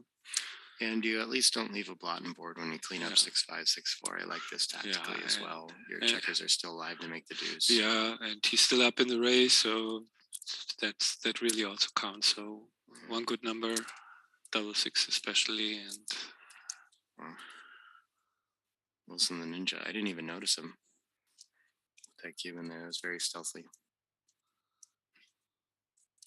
And Ali is just going to lament his role for a while. I think he knows what needs to be done, just really doesn't want to.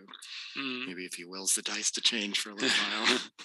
Yeah, maybe he's counting the race, and probably he'll see that he's very much in it, and just can still win the game the boring way.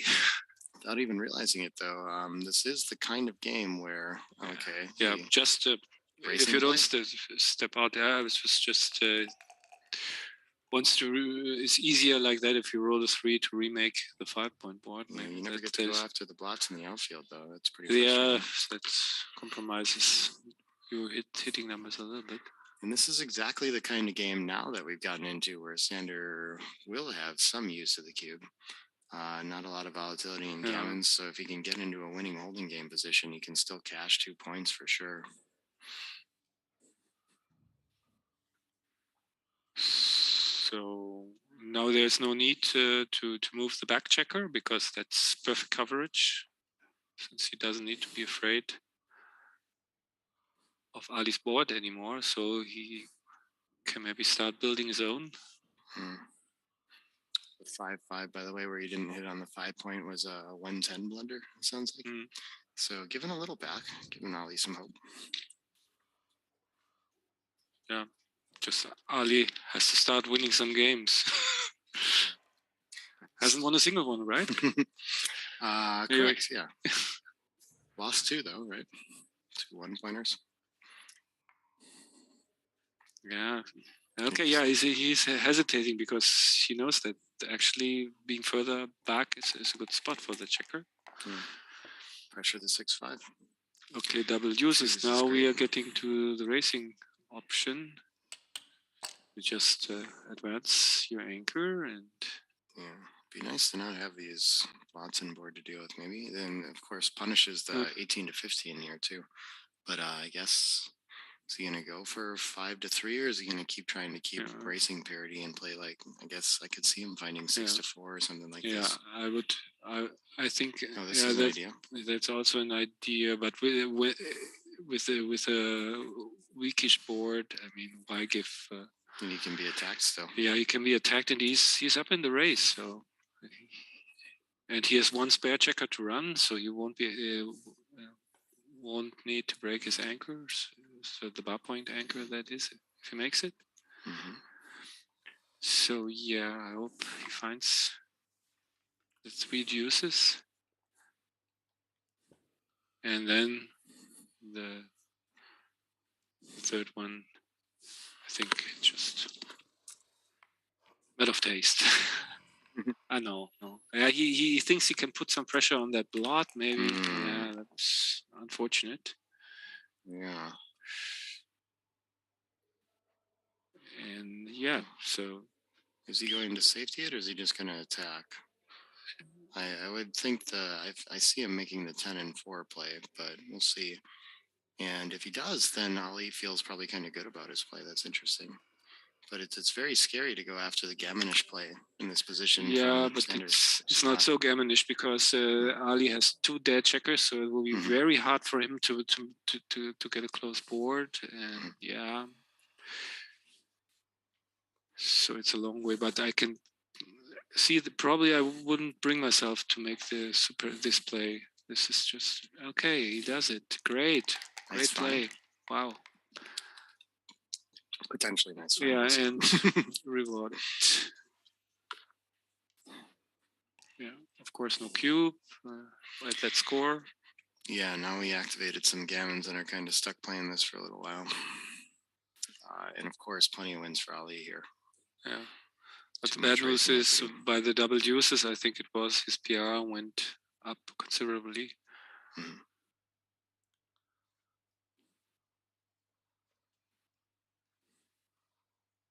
So they had completely opposite views of the position. Ali thought I could leave the blot, and Sander correctly said, "Oh, now I can hit loose."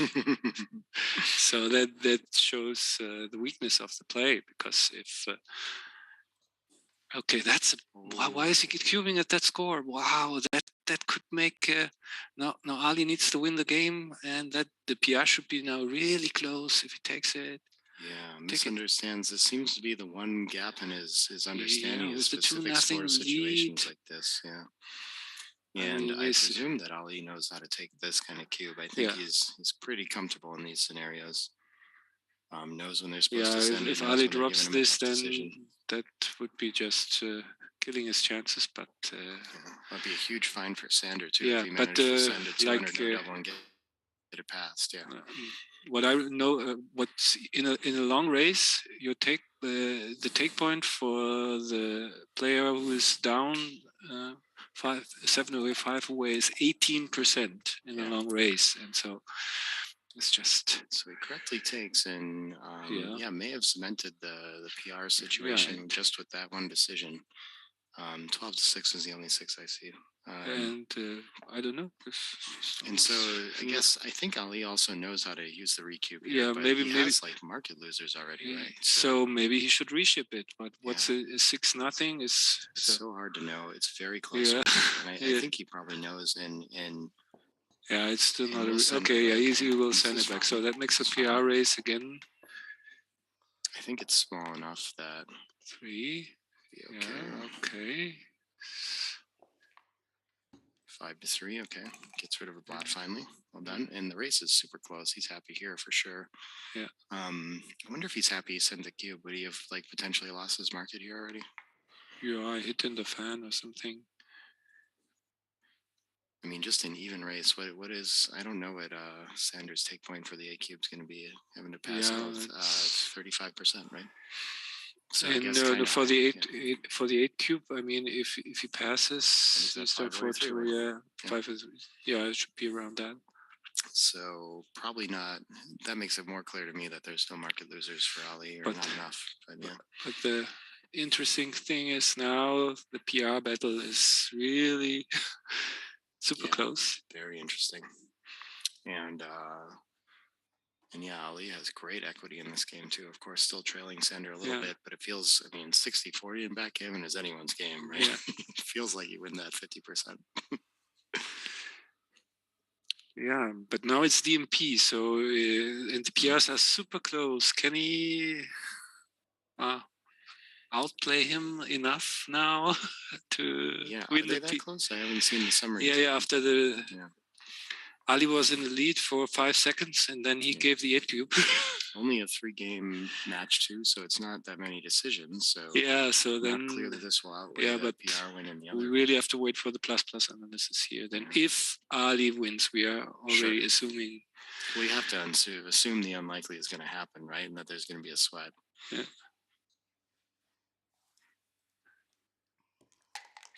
And it looks like Sander finds best. Oh my gosh, couldn't be closer. Yeah, exactly. That's wild. okay. He hits, so that's part Step 1 in the and right a direction. step out. Probably. Oh, really? I would have been trying to bring a cover around with 14 to 10, hoping to get it involved. But okay, maybe containing on 5s makes sense too with 16 to 10. Why do you like to step out? Less attackers? Yeah, I feel that the checker is a liability. And do you really have so many more covers if you bring the checkers around? Well, only 12s and 14s cover right now, so I Mm. presume. Mm. Oh, and 1s, I guess. Yeah. So when you bring it around, you only get 6-2, 5-3. Okay, you're right. Yeah. If you play 16 to 12, then you get 6-4, 5-5, but you also get upside on 5s that would hop out. Yeah. I noticed that the attacking numbers in the Yeah. board are duplicated with the entry, so it's only 3s really. So it doesn't. Yeah, feel he like finds deuces, the- but he finds it. Yeah. Yeah, great Nice play. find. So that's 4-1. Would have taken increases the that. tension. Okay, that's a 4-3. fan. So wow. Well, this is going to be a huge sweat. Ali gets to reduce his decisions while Sanders on the bar too, so that's a pretty good scenario. If he can close out, that's going to help his PR quite a bit. And he's a favorite now too. Look at that. It's swung to the lead in the match. 5-2 again. I think I'm leaning towards containment as the priority here. What do you think? What are you looking for? Not so much covers, but Yeah, and covers probably leave some fly shots as well. So you really, they are really hurting, and even if you get hit on the deuce, that then the coverage is really important. So it's just like, yeah, bringing. I mean, going to the like 7 point looks a little bit like an overplay. yeah, I Yeah. think. I mean, also you already took the racing lead. So if Sander just comes in with a 5, he can maybe race it home. This makes more sense to me than making the 14. It feels like we have better diversification, but maybe Another some of the fan, plays no are decision. interesting. So Ali can now grind down his PR. Incredible stuff here. He really needs an ace. Oh, making the 8 is it? Oh, look Yeah, at he's this. I up in didn't the find this. race. Okay. He's up in the race. Sharp find. If he does it. Yeah, Because, he's going to look at this too, because now when he enters on the 2, at least he has the 6s, or the 6 blocked, more covers. There's nice things about this for sure. But on the other hand, try to avoid getting hit, and if Sander enters, then you can still hit loose and then get into the same situation. So no, I think once you see it, that clearing the 6 leave no shots makes a ton of sense, and you just hope to scramble 3 home. Reduces the chances that closeout and fanning and increasing the decisions, though. Which might be but I think if Sander fans a couple more times, Ali wouldn't mind. So good play, great play. That would have probably destroyed his chances on the PR win if he had done anything else. Yeah. So now this is so exciting because really I don't know anymore who is the favorite here to win the semifinals. 5s are blocked. Okay. If Ali can win the game, I think Sander must be a favorite with the PR edge from last match, but but now it's already. I mean, it's already evaporated if these numbers are true. So he won the PR by 0.2, and now Ali is grinding down his PR by. Yeah. So no, I think okay. Well, we'll see. But this one is, if Ali wins it, really has to go to ++. Man, this has to be the most exciting nail biter we've had yet. I'm expecting 10-4 has to be part of this just to get something home instead of playing deep to the 3. Get your other checker to safety more often too. Yeah. I don't think it increases shots, but we better check, right? 6-3, 5-4 versus 6-4, 5-5. One more shot. Yeah, so but is it really worth the game? Usually being closer to home wins the day. Trumps it, huh? 9 shots. Yeah, he finds it. So another 5-3. So at least the decision time, easy decision. So he can, Sander's PR will go down too. And pick and pass with a 4-1. Brilliant. So did he not hit? Is that correct? Oh, he's thinking about it. Yeah. Should he avoid the hit to not get? I think. They're break even. Doesn't matter. Okay, good. Yeah, but probably you should hit and hope for some more dances for the decisions. Plus, actually preferred video. That's what I was thinking on the decision side. You'd love but I think if that results stays as it is, but now Sander will get some more. But also no, probably it's close to Jin now. Yeah. So then there won't be any more decisions. Yeah, and it really depends which match had more decisions, things like this, and what ++ says about this. Exactly. It changes it, but boy, that's close. I wonder if I think Martin Howe has the ++ on 608 for Sander and 629 for Ali. So another outplay. Interesting. Okay. Interesting. So that shows that what we are talking about here, assuming that these numbers have got anything to do with reality, is really not the case if you have all these 2-ply, 3-ply. That's crazy if it's going to swing both their PRs by 2. That seems a little unbelievable, but I guess possible. I did see, I think everything was, kind of underestimated.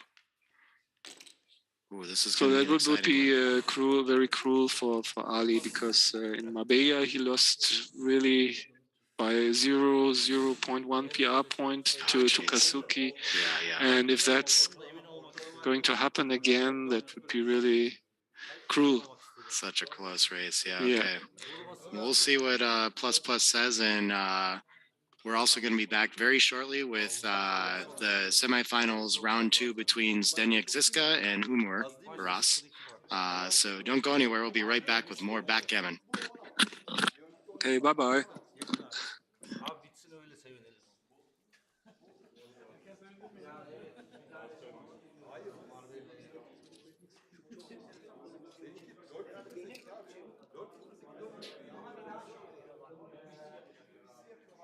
Biz de bunu gördük. Bu adam bile oluyor yani.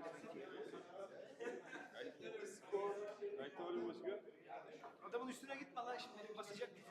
Adam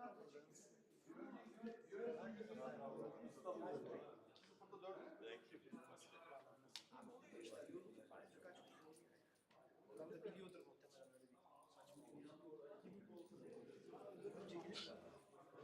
Who knows where our friends leave you?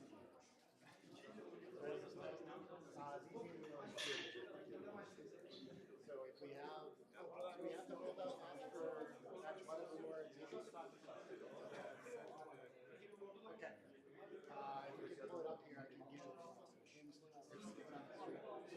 Okay, but I mean, I have to go to my laptop again and come back. Yeah, you need to find Zdenek to do that.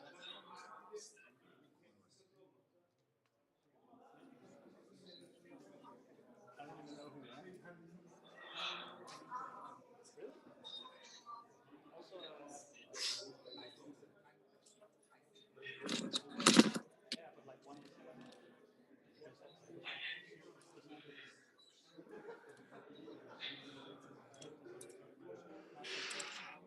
So it's 2-2.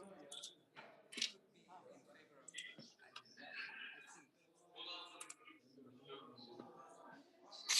was close. As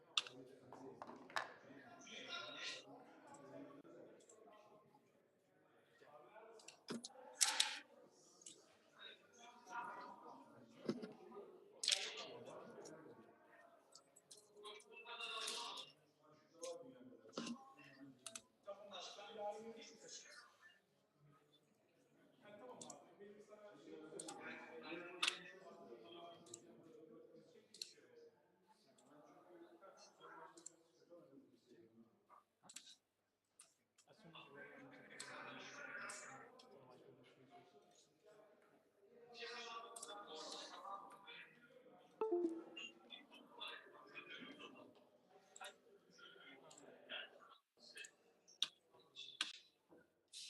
otherwise we'll just freeze. No, no. Oh, okay. Oh, okay. You ready to update graphics, Wilson? Which graphic? The status of the match, semifinal status. If I have the data. I have the data.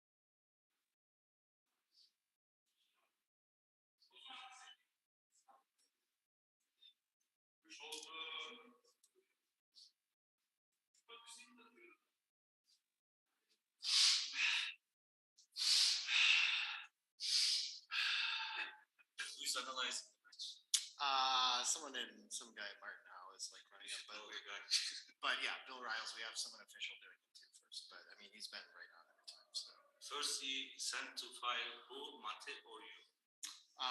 the transcription file Mate sends to Bill Riles. Please write Bill. Tell my best wishes to him. I know he's missing here because of COVID situation. He told me for the tournament. And send the file to you as well, please. Write to you. If you are available. No, I can't. Yeah.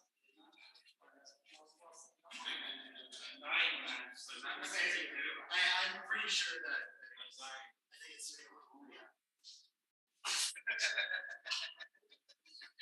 Benim ağrım başladı zaten.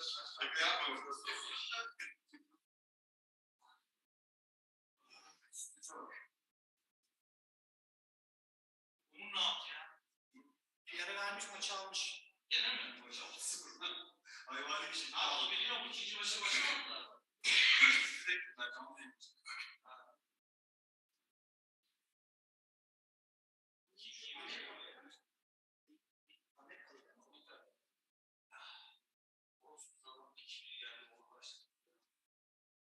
Sen sonra orospu 6-4 geldi ya oğlum ya. Vay arkadaş ya. Adam da kafa sallıyor böyle 6-4'ü gördü. Ya şimdi 6-6'dan sonra 6-4 atınca bir de ben de dayanamadım biliyor musun?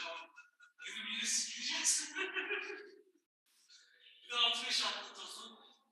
Ben de alacağım varmışım yine. Böyle bir sekans var mı ya? Öfürler olacak şey. Basit basit oynayacaktı. Çok güzel.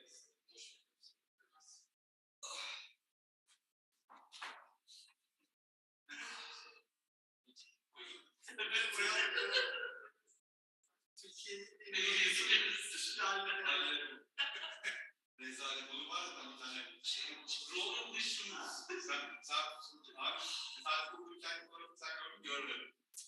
Böyle bir şey yok ya. Adam uyudu resmen ya. Oradaki koltukta. Yaptım uyudum ya. Bunlarla olacak değil. Ben gelmişim. Gebermişim uykusuzum. Oraya uyuyorum. Orada bunlar geçecek işte.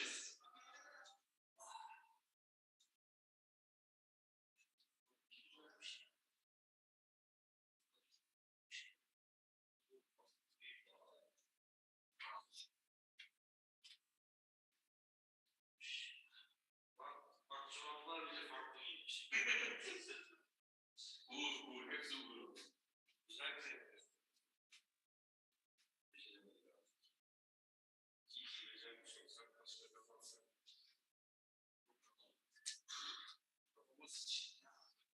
Skor ve cümle 10'da olması, artı ben 4 kapıyım, o 3 kapı. Kafam karıştı. O tarih istiyor. Kafama sıçayım ya. Ben böyle zannettim ya. Sevinerek kapı alacak. Kafama sıçayım. Şimdi düşünüyorum. Tabii. Sikiyim şeye takılı kaldım ya. Çıkan pulların 5'i bloklu, 2'yi uzun süre oynamaz mı? 5 tizarlar atarım. Bir küçük bir şeye takıldım. Yani kafama sıçayım. Şurada mı düşündüğümüz şey var? Onu aklıma geliyor. Ne oldu?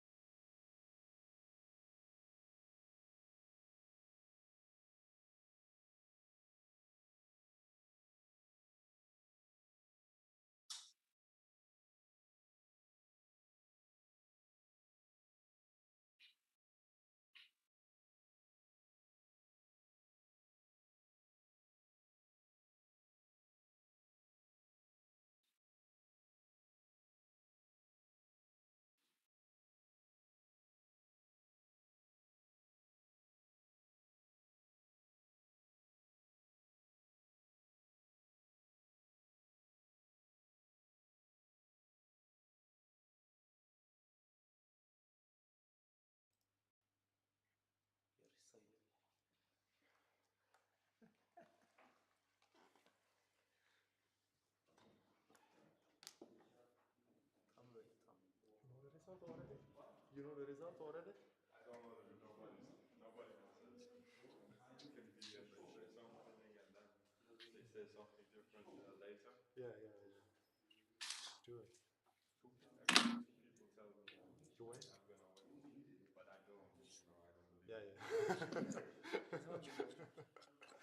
Nice. Anyway, good luck, gentlemen. Thank you. Congrats.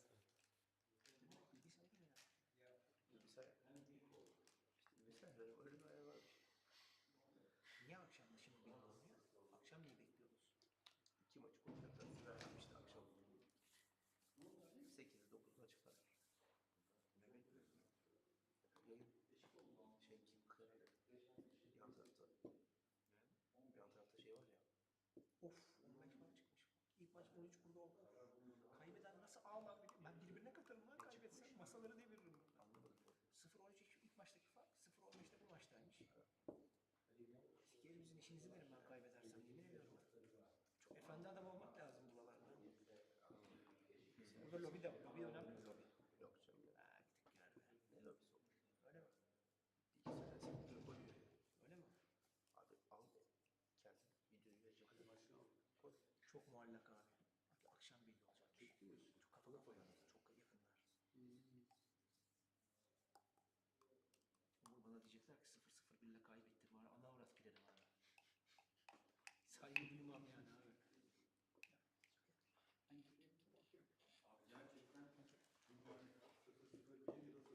Aynen koşması gerekiyor. Kaybeden ağlar abi. Kaybeden ağlar. Abi o kübü nasıl çekersin sen burada ya? Ama işte herif oluyor abi ya. Evet abi bu seviyede öyle bir hata ya. İnanılacak gibi bir küp değil o ya. Sen de sıkılıyorsun. Evet abi. Ha, ilk küpü ben zor çekerim orada. Çok düşünürüm yani. İkinciyi bırak. Ben de sonu çekmesi ama Ali hiç kazanamıyor. Ne maçı kazanabiliyor ne o şeyi kazanabiliyor işte. Yani. Onu çektiği için yoksa Ali çok geride kalıyor. Tabii tabii.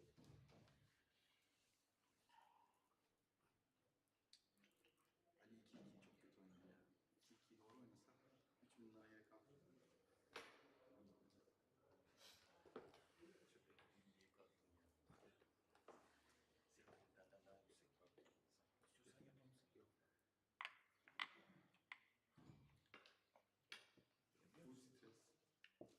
Her şey için. Biraz da maçlar için. Ekstra bir maç mı? Ben iyi bilmiyorum. Umur. Kaçta başlıyorsunuz? Ne haber abi? Onay bekliyoruz. Şeyi de unutma. Öteki aynı hareketleri yap abi. Bir heyecan gelir hocam. Bana iyi göreceksin şimdi. Lütfen adını.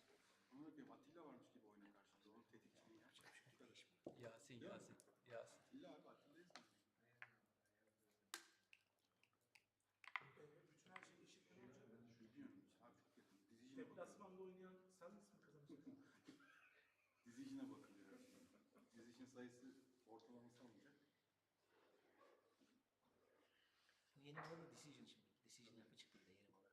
Mecburen ona bakacak. Şubacığım, senin ne zaman göreceğiz buraları? Burada izliyorum işte abi. Yetmiyor mu? Ben de onun bir farkı yok en iyisi. İkimiz de seyrediyoruz aslında. Ben bir daha harcamam abi. Para yeter. Çek bırakmasın. Abi öyle ilk defa böyle bir şeyler duydum senden. Ne anlama geldiğini bile bilmiyorum sorduğun soru. Yani ben o değilim. Bu sorunun şeyi.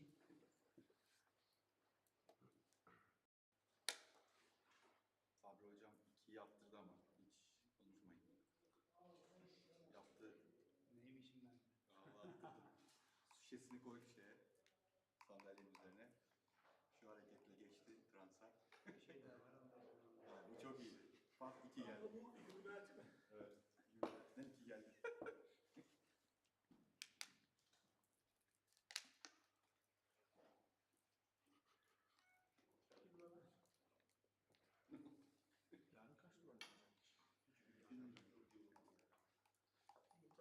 Yarın kaç dolar Yarın kaç dolar önemmiş?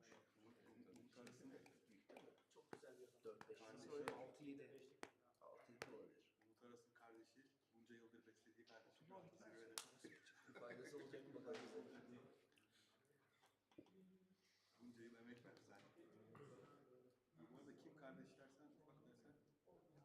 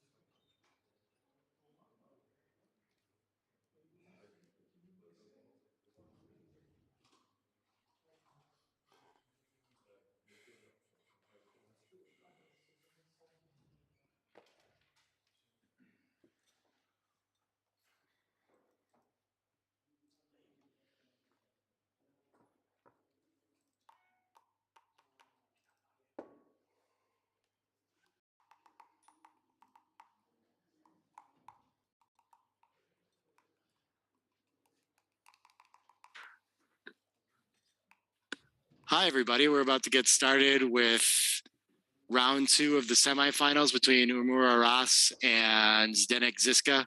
We've got a 1-1 scoreline, Umur having won the match, Zdenek having won the PR battle with a 1.7. So if Zdenek can win the PR in this match, he should be a strong favorite to move on, gaining another point and having really great chances at the average PR overall. So yeah, he's in a kind of designing his own fate, right? Doesn't have to win, just has to play better. Additionally to that, we're I'm mumbling so much right now. I'm so flustered. So the results after plus plus, I think we're seeing something a little bit different than Martin Howe is sharing in the chat. But it looks like Ali still held on to the PR point, I think.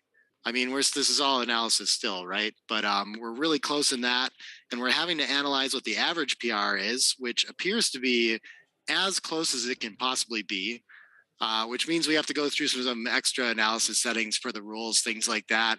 So no result yet, still doing more calculation.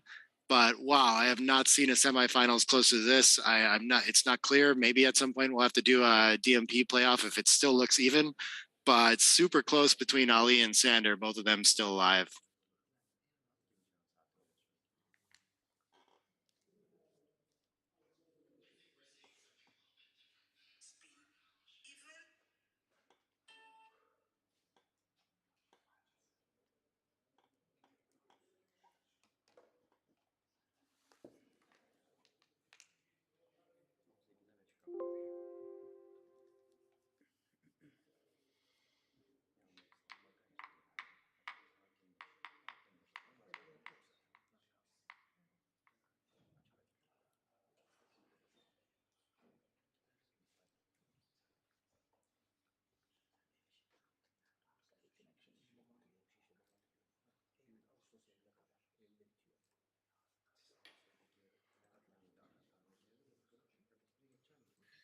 Nice. We've got Mark in the chat with the updates too. That's pretty cool.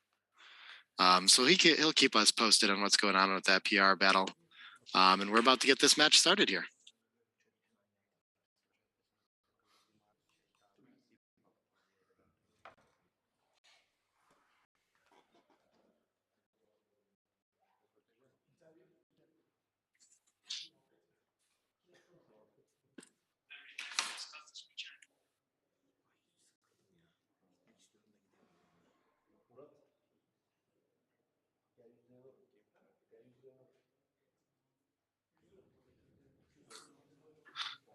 Oh, I've got someone in chat asking what PR averages. I presume you just aren't familiar with that XG setting. Performance rating, it's measuring average equity lost divided by decisions multiplied by 500 to make it look like a cool number. That's your PR. So PR average is that calculation across 2 matches. So you can't just divide the 2 matches, add them and divide by 2. You do have to actually calculate decisions and weight it appropriately. So that's what we're calculating here. And we're getting started.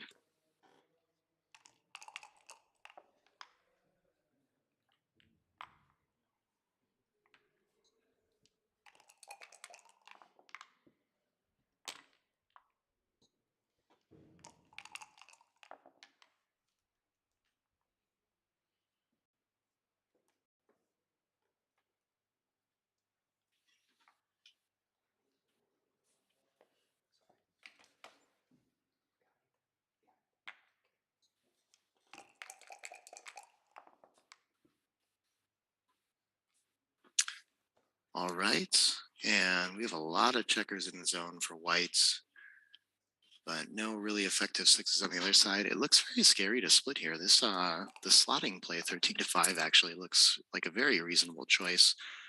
This run's okay. 13-11 plays well with it too. Very interesting position to start. I think hitting on the 9 and maybe hitting again on the ace make a lot of sense here. Why not, with so many checkers in the zone, turn this into a blitz? I think tactically it makes a little bit of sense, even though you're outboarded. The other option, down in the race running, doesn't make a lot of sense. Almost runs into like similar to a double shot. So lots of problems with that. I guess you would maybe look at a hit and split kind of in that idea too. But I really hitting that 9-point blot and sending 2 checkers back has a lot of value here. So he's going to check out his options though.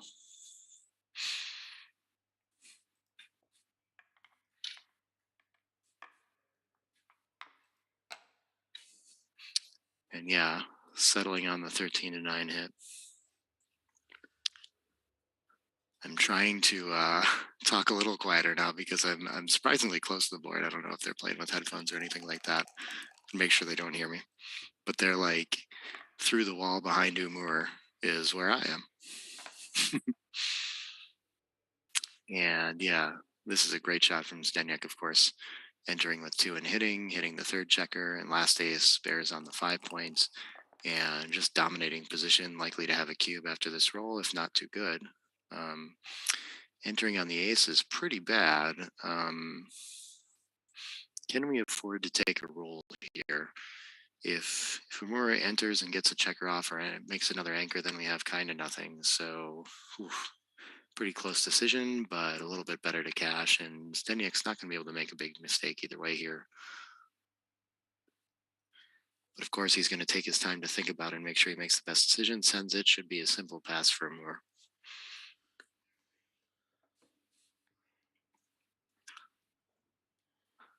One fan away from being just crushed. He's going to think about it a little bit because Zdenek still has 2 checkers back on the ace.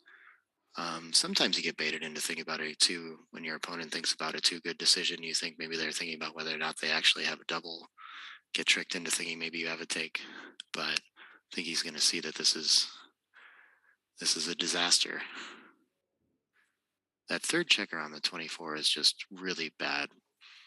Not always visually easy to see before you've experienced that for a few times according to XG analysis, things like that. But it's just swings things from no doubles to doubles and doubles to passes pretty quickly.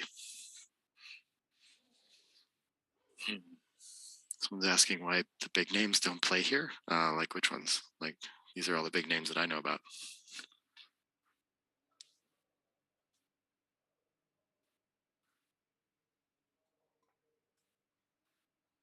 Yeah, I agree on the weird play with 6-2. Kind of thought that the slot would make a lot more sense.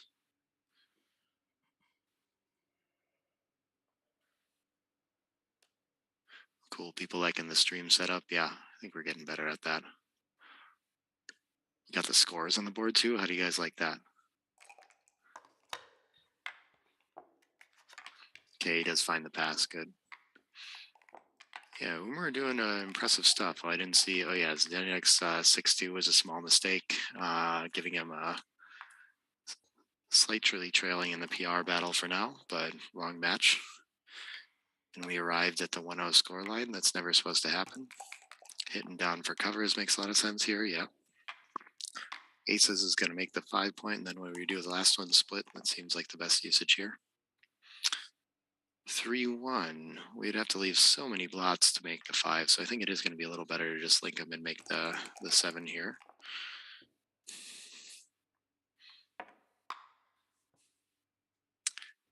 Five, 3 making the 3 point, yeah. Oh, someone's used to American names, yeah. Well, it turns out these are the real big names.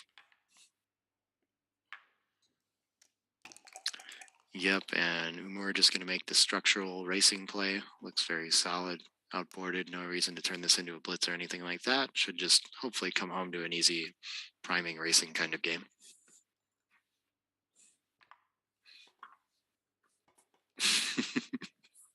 Talking in my ASMR voice, okay. Well, it feels like golf now. That's other people's things. I like shouting and laughing, but I'll do my best. Do what's required. I guess the Americans just don't like to travel. I don't know what it is. Some of them don't care as much. I've talked to Victor about it. This just isn't his format. I'd like to see more Americans here for sure. We were supposed to have John O'Hagan, but he came down with COVID right beforehand. Really unfortunate. 6-3 is tricky. We're going to have to leave a shot, it looks like.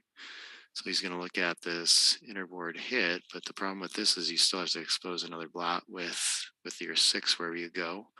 So that makes 2 down a little more attractive. Yeah, this really doesn't reduce on shots at all, and I think he's going to see that pretty quickly. If we're going to go for something similar, then he's going to go for the double hit. I think that's a nice variant, but a small miss anyway. Just 2 down from the midpoint is best.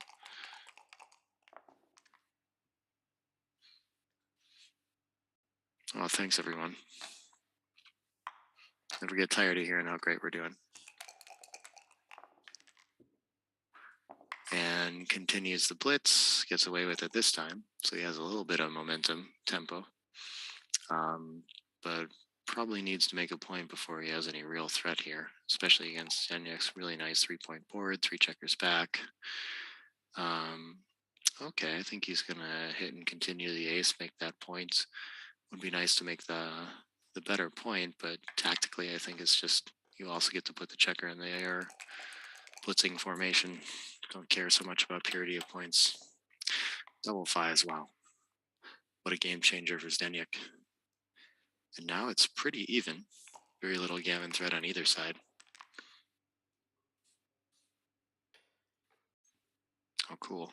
People are loving the score and the average on the side. Yeah, I think that's a nice touch too. It's just hard to imagine all these things before we get to the tournament. And yeah, I think Umur significantly ahead in the race. I think just wants to find a safe play. Of course, with the spares, Zdenek's happy to hit. So no gain in losing the anchor or anything like that. Down in the race, Zdenek's happy to attack.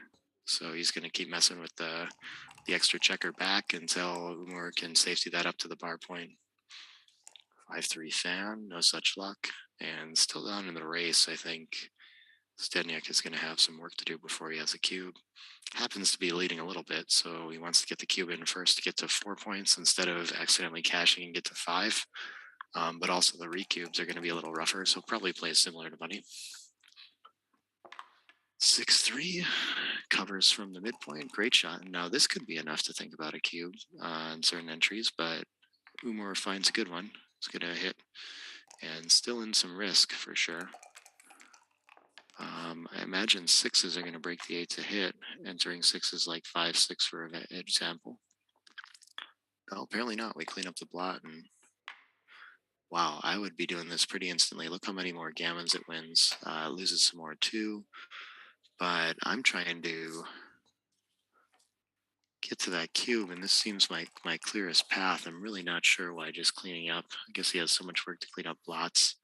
But this, maybe we skate quite a bit past our market when he fans. Maybe this works too well. It's looking very difficult to take this with all these blots in the outfield, 5-point board, no real structure. So I think Zdenek's going to find a cube here unless he chooses to play on.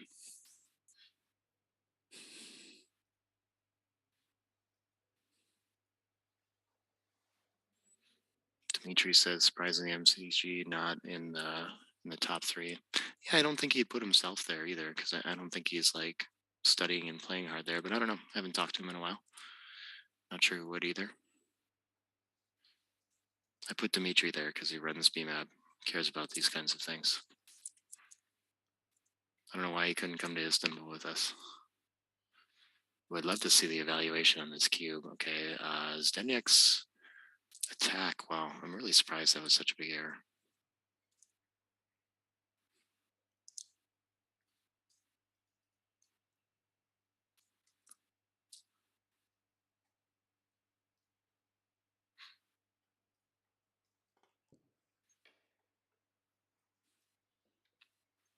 And sure enough, here we are. Okay. So it is a 2 good side decision, trying to decide if he should take a roll or not. Yeah, Zdenek covers most of the time. When he does, even when Umur enters with an ace, he should still be able to cash a lot. Of course, when we get through the next sequence, there's going to be a lot of gammons on the other side. And 2 points gets you that 4-point scoreline too. So as we talked about, maybe more likely to be too good at this score. Maybe prefer to take a roll. These are hard to figure out for me too. But okay, 6 covers, we stay safe. 4 is going to come out and pressure the blots. And Umur on the ropes. However, with the current state of the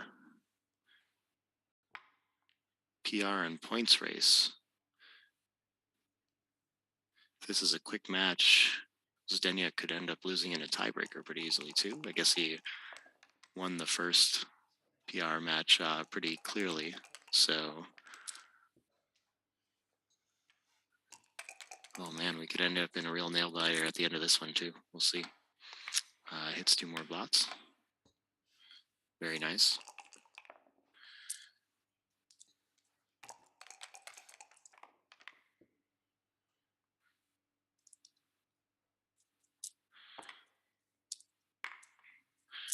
Yeah, sad to not say Ueda here as well. Always a strong contender. And someone that I expect to improve a lot over time too. So excited to see where he goes in the next few years. Twos is going to switch. And then we get within 6 range to try to close that point, I think. Oh, that's another way to do it. Yeah, that's a sharp find with the switch. Now, if he does happen to enter high, at least we have less to deal with. Can still win a lot of gammons from there. Would, of course, prefer to be coming off the anchor somehow, but that's blocked, stuck behind a 2 prime.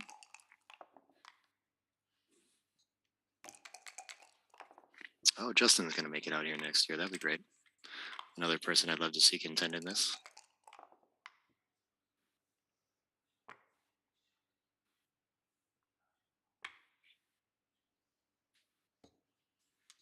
Eight around. Okay, just looking to avoid disasters on his way home and bearing off. Every now and then it can be harder to hop over that bar point anchor than it seems like it would be. Just 7s blocks, so nothing too bad there. Better for distribution. Nice play. And he's grinding down that blunder pretty quickly. And wow, wouldn't this be interesting if I think his PR would hold up the lead if he happened to win a backgammon for the match here. But it would be a sweat, that's for sure.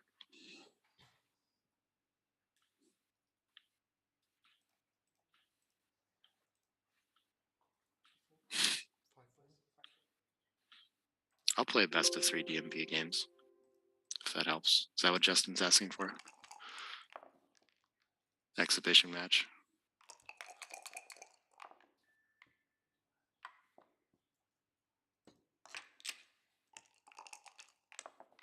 Well, still resolving the other match. Man, how exciting is that? Hate to see they're kicked out of the tournament, really. It's got to be won. Yeah, I like this. You want to get even on the outside and then probably 2 checkers off from here. Potentially clearing the rear point is worth something too, but I think it's worth going for some backgammons here. I think peeling another checker probably helps with that. Doesn't get a roll closer. Okay, what does play B here?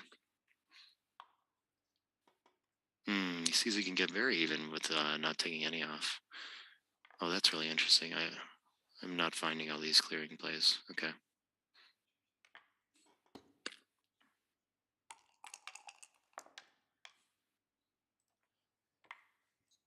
Five in.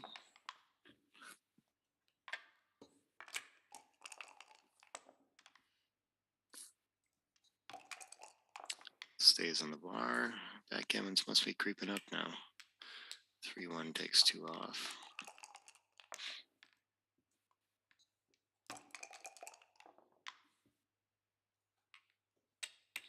Ooh, a big set is going to get him really close. Okay. One more fan would be likely to leave a shot, but okay, backgammon saved. And we'll play another game. I bet everyone's happy. Ooh, Neil's hoping to come out too. Yeah, I'd love to see you at one of these tournaments too. I don't know if we've decided where it'll be, but we're getting used to Istanbul, it feels like too. I don't know. It'd be really cool if we could like solidify the setup and not have to figure out a new home for it every year and start with all our streaming decisions. But sure, as soon as we know, we'll let everyone know too. So plays on too good and gets to 4-way. Oh, I was thinking that the cue had been sent, so backgammon isn't for the match anyway. Okay, backgammon's not that important then either. Very interesting. So the save plays on that bear off make a little more sense. Okay, I'm caught up now. Justin was confused with me too.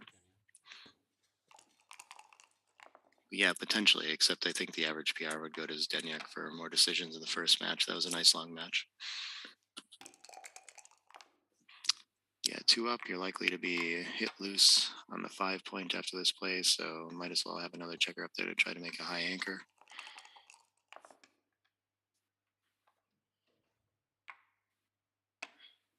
Getting 2 blots is strong, and so a nice 4-way scoreline for Zdenek where he can still send cubes when he gets an advantage, but Umur might be a little more loose with the cube action with an advantage, and I think here's a good place to think about it with the 3rd checker on the 24 and 5 back already, but he skates past that correctly.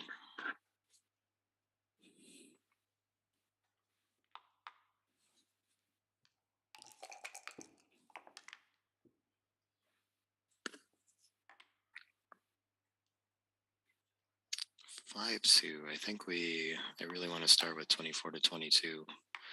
But wow, look at this. The hit is actually correct here. We can just afford to leave that there. It's so important to deny your opponent the ability to point on one of those advanced anchor checkers.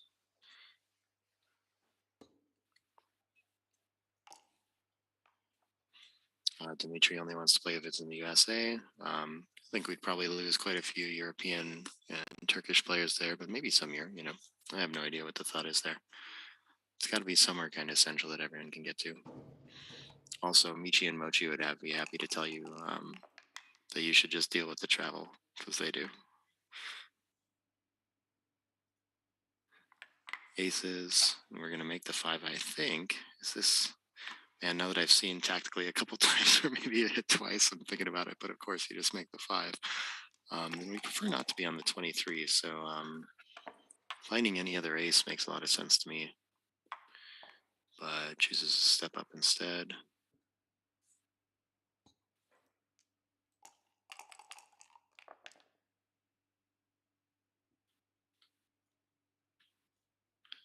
What do we have here? 6-1. Yeah, I don't think structural advantage is just huge for him where passes up on the hit.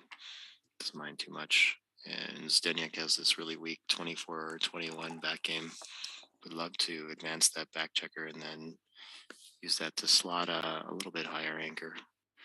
Timing is just not there for any sort of back game either.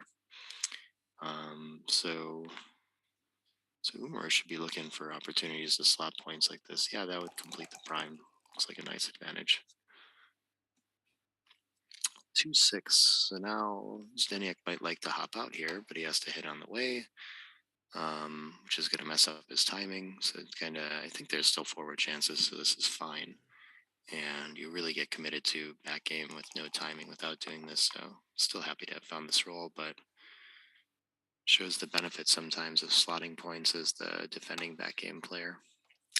Umur is going to send another one behind the structure. 4-5. This is a great little landing point that Zdenek's made. It's going to be hard without another checker to advance that anchor like he was hoping without a set. But converting this to a 2-4 or 3-4 back game would be a really nice improvement for Zdenek. All Umur needs is to see the light, clean up that blot, not have too many behind. Okay, 5s is going to fan. Looking to hop the 3 prime. Oh, I sound like a golf commentator now. Thank you. That's probably good, right? Interesting. I mean, we can still afford to play pure here. I really would hate to stack up 6 and 5, I think so. And it's a natural backgammon play or back game play to just play to the 3, slot it. But he seems to be worried a little bit about the structure and forward counterplay. Does find the play though. And Zdenek seems to have overtaken the PR race again too. I'm not sure what the blunder mistake was on Umur's side. Must have missed that one.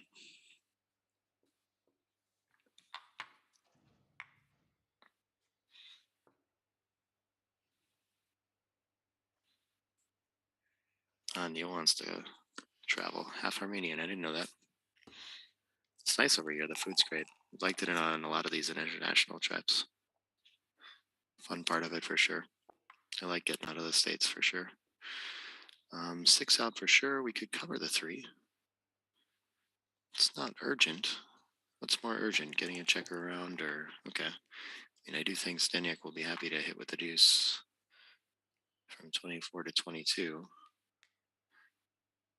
What does this do?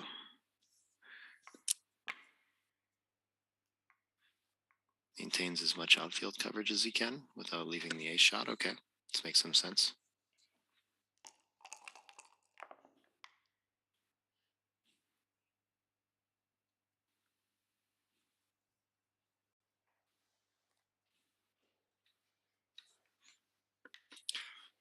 What is this? 4-1. Yeah, probably the biggest priority is to see the light here and not end up getting prime somehow. Covering does feel pretty nice though.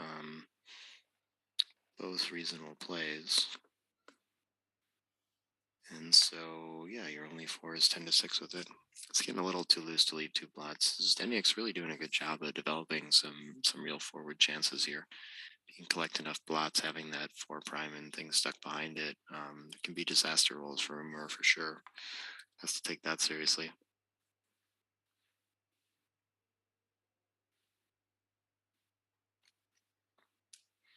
Yeah, that's 3-point instead of making 21 point. Can't remember that one. Busy talking about things, I guess.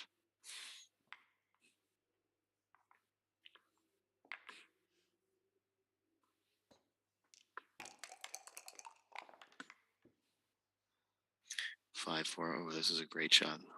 I'm pretty sure we have to go for freedom here. Okay, and he's looking at the hit with it. Yeah, because he sees the light, might enter deeper. Seems like an idea, but I don't think you want to slow your opponent down so much. I'm actually surprised that the loose hit wins out over just going to the outfield. I was just immediately playing 21 to 12. But yeah, this takes away a lot of gain on 6s. He might enter deeper and have problems. It's a great find. They're very close, but the 5 out is just huge for timing in this position.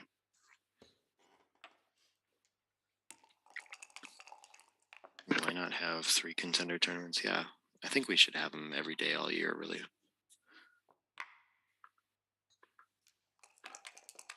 Why not always have contender tournaments?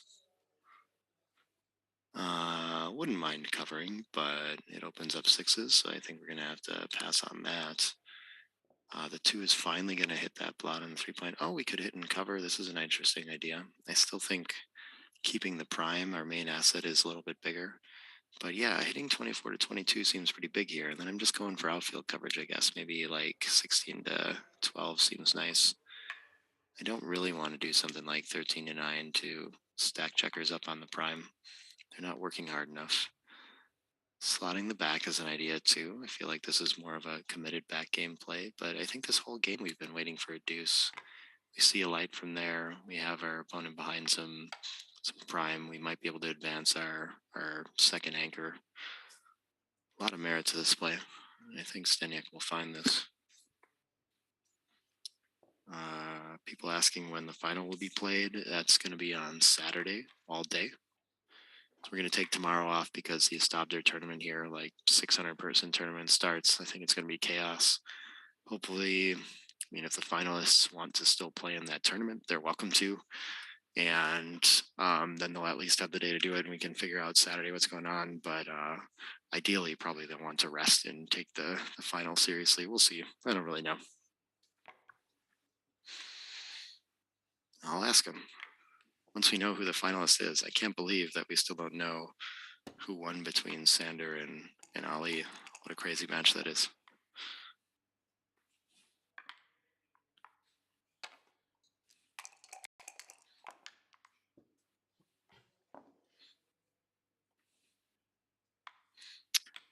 So he does go for the hit. What did he got hit again somewhere? Oh, he finally got hit on the 4 points.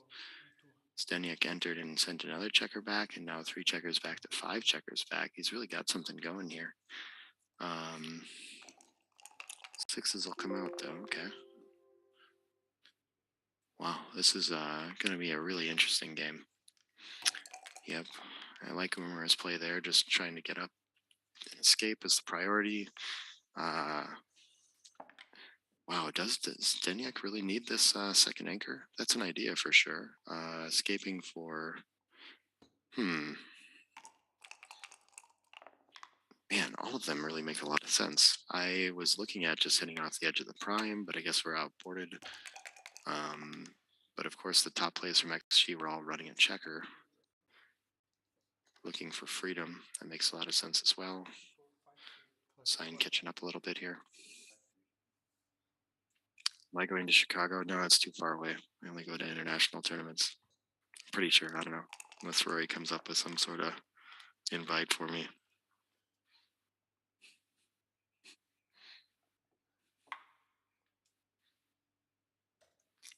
All right, 6 out is going to be very strong. And the 4, again, it's just, I don't know if this is a back game enough to think about 6-2. It seems reasonable. You like unstacking, but Zdenek just keeps threatening with that 4 prime. A little nervous about it. Yeah, parking that checker on the edge of the prime is so nice too. I think no good 4 with it, unfortunately. Of course, we'd like to take one out from the back too, but this plays nicely. Haven't seen Dimitri in too long. I can't make time for all of the tournaments. These international ones are good.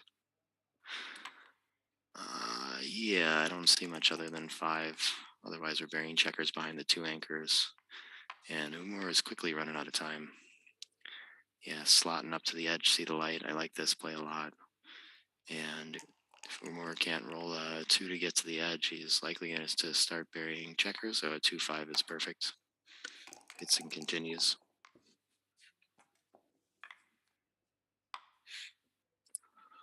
1-6. Okay, so we have to keep the 2 anchors. Got to start making a board behind. Okay, really looking for a 5 quickly. And advancing 24 to 22 to have 6s out too is quite nice. Double 2s. Yeah, I think Umur's, I don't think he wants to be hit on the way. There's a lot of competing back game themes here, but again, I'm focused on the forward chances. We're not trying to buy time. I think just getting home safely is very nice here, and Zdenek still has a lot of work to do even to time this anyway. Just roll 3s immediately or something like this and be pretty challenged. I'm going for the power board, and then now he's got more outboarded for any shot potential here too, so really making this double anchor game work for him. I guess making the deuce is quite the improvement. I just like the distribution of it better. I guess pointing on head must have some merit, but really freezing your opponent in a back game, which this is now, I think. Finally, I think we're in kind of clearly a back game. I think you'd rather have your opponent moving. Oh, this is the true back game play. Recirculate, get timing. It's just when he hits, then you have some forward chances again with the better board. I think he's doing a good job of managing this, Umur is, because it's really hard to have to respect both sides of this game through the entirety. It's never really resolved into a pure back game where your opponent's just primed and has no hope other than to wait for the shot.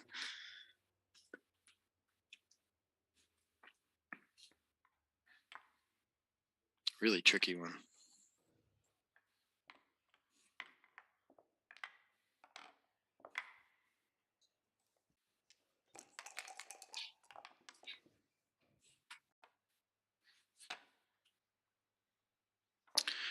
Okay, so he does go for the huge play, small inaccuracy here, and Zdenek enters, diversifies his escapes for timing.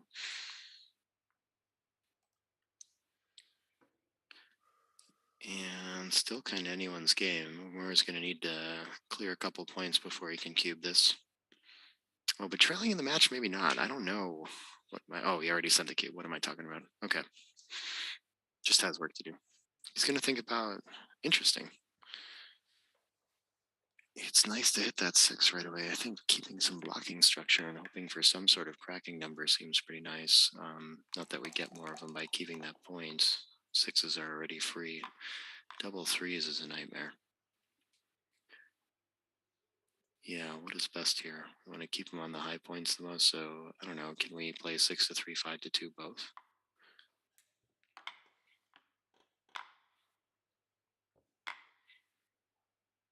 These are so tricky. I think usually I wouldn't find the second best play here. It's usually making the ace is not desirable.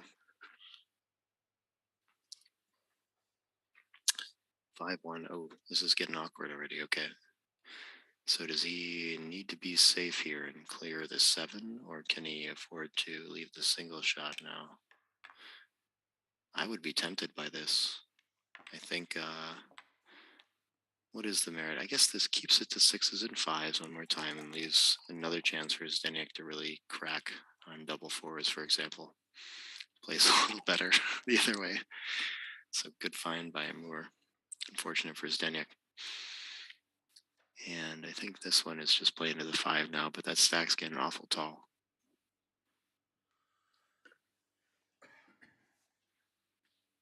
Michael noticing a lot of back games in this tournament. Yeah, it's bound to happen eventually. I don't think they're ever like making choices like that. It's just experience. Has been exciting though. We've seen games that very naturally develop them into them with like clean play up front, right? So XG definitely plays back games. It's not like truly avoid that just for a PR contest or something. You would have to sacrifice some equity somewhere to never get in a back game. 5-2. Okay, the 2's the forced one, awkwardly enough. So then I guess the 5 must play 6 days. Yeah.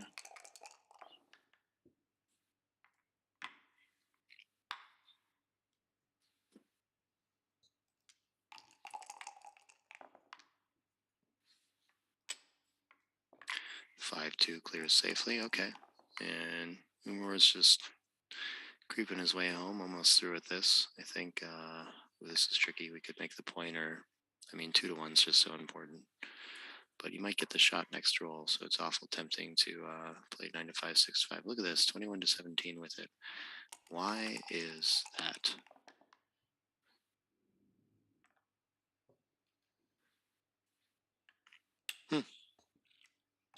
Leaves the double shot. Might be the last chance. More misses, but this is going to save a ton of gammons. I think I would run from the front with the 21. Not about to get a double shot anytime soon. Hope to split with an ace later and stay a little bit safe. What's the buy-in on this? It's not really like a usual tournament buy-in. It's not a usual tournament prize pool. It's more like a, what do you call it, registration entry fee. I mean, a ton of effort goes into being able to run this and do all this analysis. So not expecting to win a big prize pool if you get out of this. It's more, you better like playing this format if you're going to join. 2-1. Okay, he's going to take that opportunity to split with the ace and create deuces now.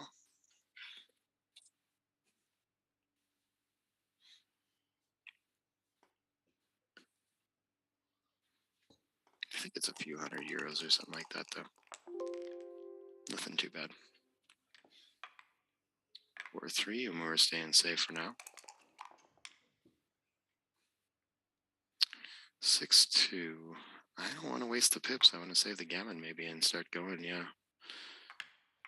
6 is good, and then deuce I'm pretty indifferent to. Somehow this has just turned into a holding game. Well navigated by Zdenek too.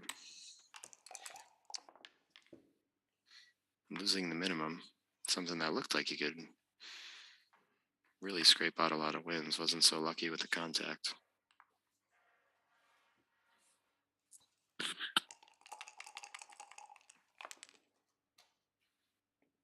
Oh yeah, the Ultimate Back Game Championship.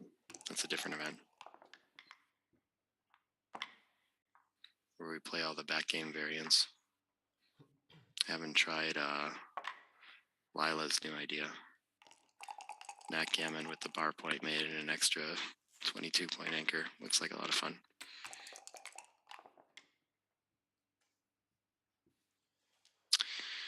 Ooh, these are such tough decisions.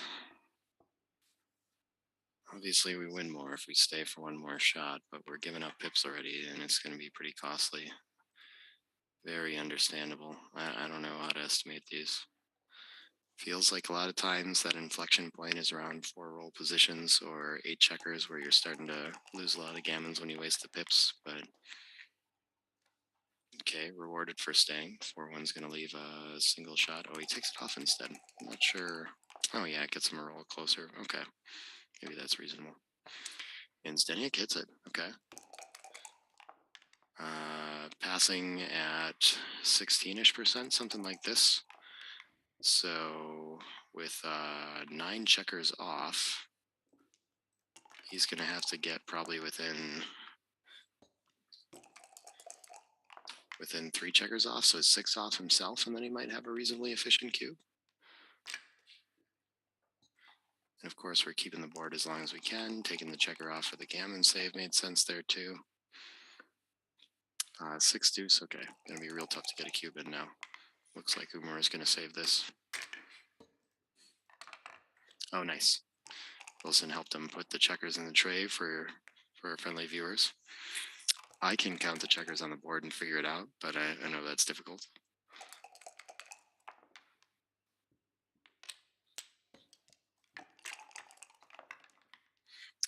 I did notice that when you don't put the checkers in the tray, you do tend to get hit in the bear off. I guess Umur wasn't aware. But now I'll remember, maybe. Oh yeah, nice viewer count. High 300s. Thanks for joining, everybody. Oh, look at this. A little bit of hope. Any set will do for Zdenek to win 2 points here. And he does it. Oh, man.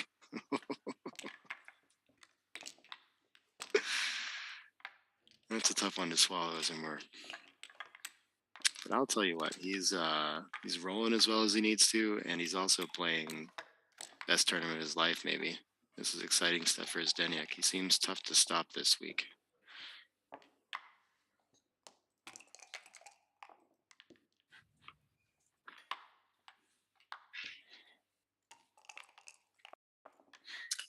At 2 away, Zdenek's going to have trouble finding a cube. Umur's going to be happy to send it pretty aggressively. Okay, already trailing in this game, he finds his slotting play. Seems reasonable. Not quite XG's preferred, but makes a bid at priming an anchor here. Still splits. Just nicer to split past all this structure, I guess. But yeah, hit and continue seems very nice. Make the bar point seems okay. Distribution's a little off. I think maybe he's scared to do this at the score a little bit. He's got to think through it. Probably a lot better at a normal score. But no, maybe it's actually close there too.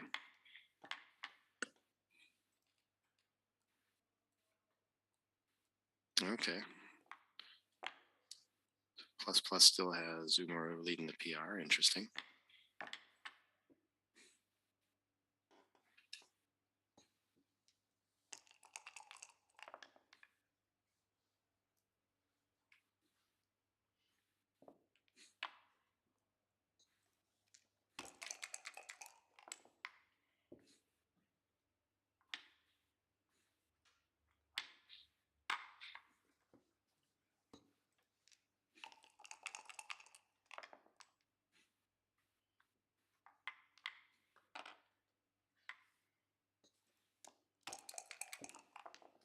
How's this developing here? Sorry, I got distracted by update on the Ali and Sander match. So wild. Okay. Seeing the light's pretty important. Yeah, clean up. Why do we want another back? Yeah, the 2 up actually seems reasonable. So he's not supposed to touch that 12 to 8 at all. Very strange. Probably would have found a play like this. 5-4 pointing on head seems like a strong improvement for Zdenek. Could win some gammons in a position like this. 3-2. Does that fix that, or do we hit from the mid? Yeah, we can't let voluntarily prime ourselves and let Zdenek keep improving his position, maybe making the 5 points. That looks pretty strong.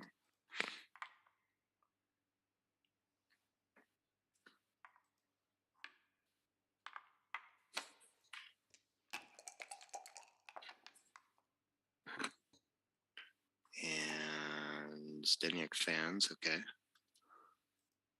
Yeah, we must be close, and he's going to think about it here. feels like against a holding game, like it should be relatively easy for Zdenek to take, but he's got an extra checker back and an extra blot to deal with possibly, so it's getting a little scary. 7s and 8s are going to be big swings. Pausing to think about it seems like a strong decision. Oh, maybe, yeah, maybe we cover the 10 and get direct 6s to hit. I like this. The 3 up 23 to 20 looks very nice too, of course. But we step into it and get attacked, and now Zdenek on the offensive again. 3-4. The 3's nice. I guess 4 is going to break a nice point, or 6-2. Okay. That's a tricky one to find for me, but that's how strong that 10 point is with all these checkers back. Yeah, I'd have a hard time volunteering the deuce on the... Volunteering the deuce as well. Fans gets away with it. Okay, and again, looking in good shape. 4 checkers back now. Is a 6 out enough to lose your market? I think it's just more like a holding game, so you got to wait a little bit.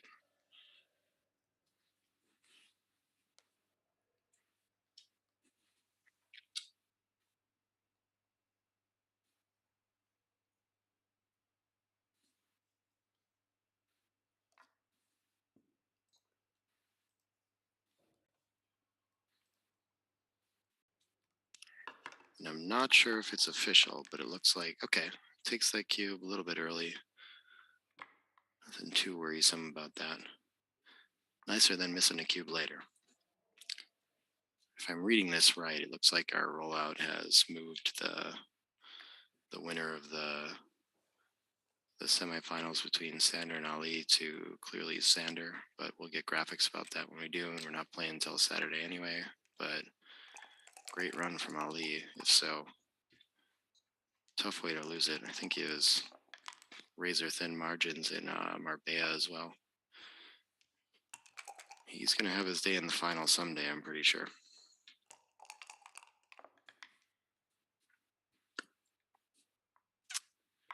Five two, okay. Zdenek just can't enter. We're cruising home.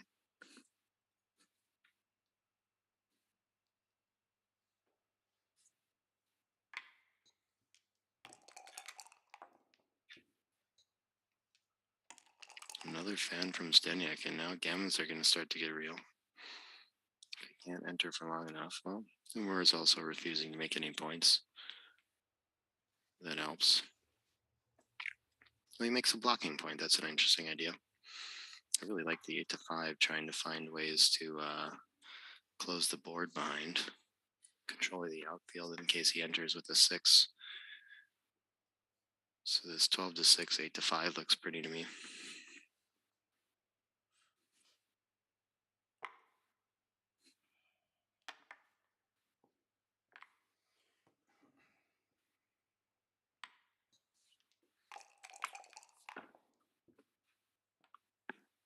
Yeah, 4-6. Gains quite a bit on this roll.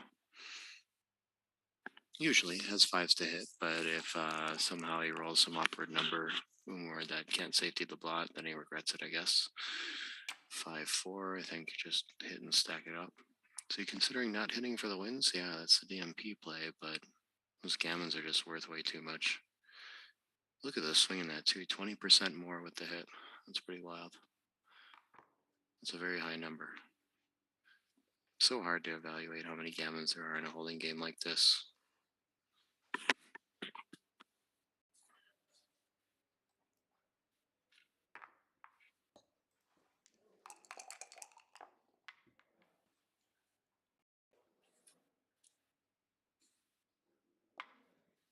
And he chooses the no hit. Okay. Put the PR a little bit.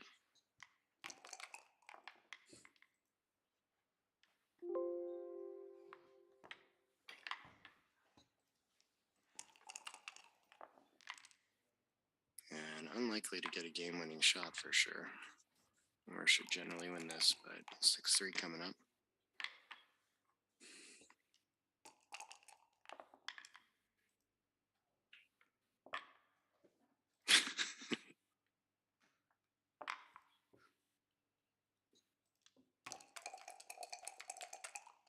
You knew it was going to happen, right?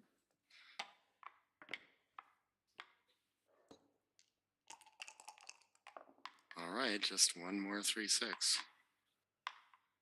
Right back in this game. Okay, I guess actually entering on the edge is probably a little safer. Harder to get attacked here. I think this is automatic to hit loose, but yeah, Zdenek correctly worries about the gammon a little bit. This is a clever play to make sure that when you get hit, at least he's still primed. Like the looks of that.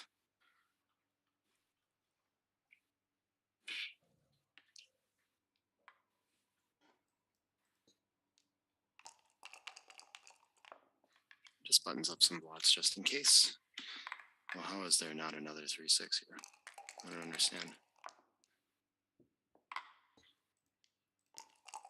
Zdenek closes the 6 prime and is very likely cruising home to a match win and a PR win, playing under a 2 again. Just outstanding performance from him. It was really impressive stuff.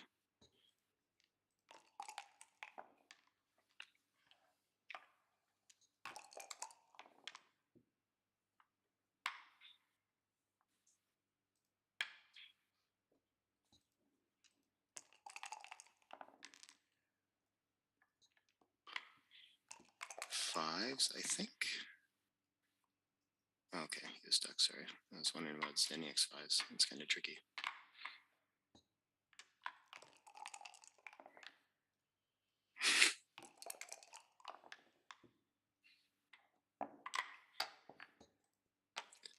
All right, just rolling forward, hitting off the edge.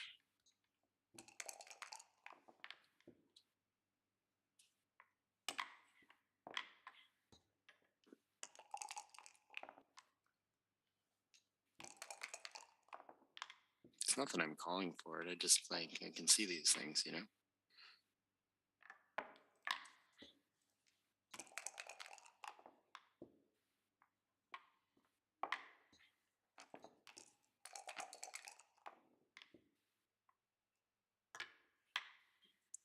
Yeah, we know 2 of them, and then I think, yeah, we're nice and even. If our opponent enters, he's going to have trouble winning the race. Don't want to leave the 6-1, 5-1. He has cracked his board a little bit, so you can think about it. Wow, those are awful close. Win almost exactly the same number of games. That's crazy. Yeah, clearing from the rear. Okay, Plus likes that a little better. Logical to me. I think this is a play you make when he's further crashed, less worried about being hit, but also more worried about him just winning a race.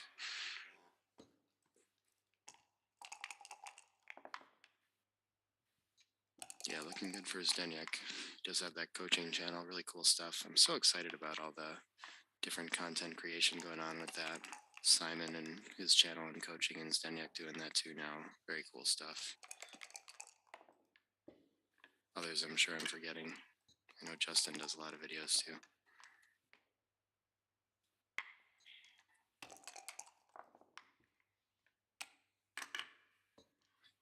And always has to be verified by ++, but things are looking awful good for Zdenek.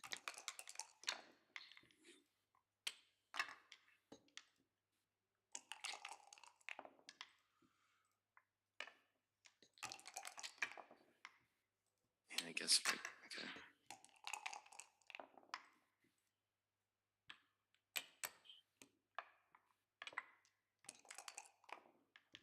Man, what a run for Umur in this to make it to the semifinals and play so well against Zdenek too.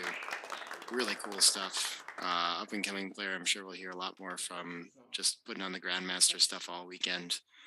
Wow, ran into a real tough opponent in Zdenek. Zizka, of course, always. Zizi always a favorite to make it to the finals among the crowd. Thank you very much. So really exciting stuff. That's gonna be a wrap for today, for Thursday, for the finals and semifinals. So it's looking like, still need to confirm the results, exact results. We'll get a graphic posted on that. But I'm pretty sure it's Sander moving on to the finals against Zdenek Zizka. Looking pretty clear here. So catch us again at Saturday at 11 a.m. I think we'll try to follow that same 5-match schedule as always. To wrap this up, to determine the challenger for the UBC final against Mochi again, see if we can find someone to knock Mochi off his throne finally. So we should be back on Saturday. Tomorrow, the Establer tournament starts. That'll be a party. Probably get some pictures from that and such. But wow, such exciting stuff. Can't wait to do more of this in a couple days. See everyone soon.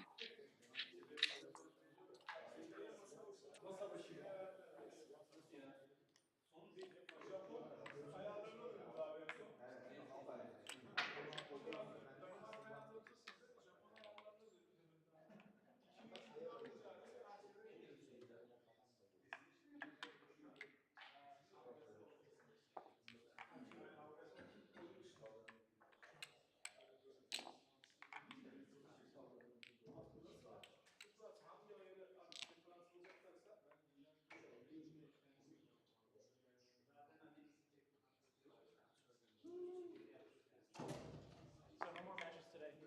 All right, let's not get some food. He didn't eat like lunch. No sugar. Yeah, I got you. All right, so I can just wrap this up. Yeah, I mean, what do we have to? It's not till Saturday. I think we need to. I should talk to Sander if I can. Just and Zdenek, just to see if they're planning. The Backgammon Galaxy mobile app is coming soon. Star membership, high analysis, blunder database, private games, coin games, rating games, and much, much more.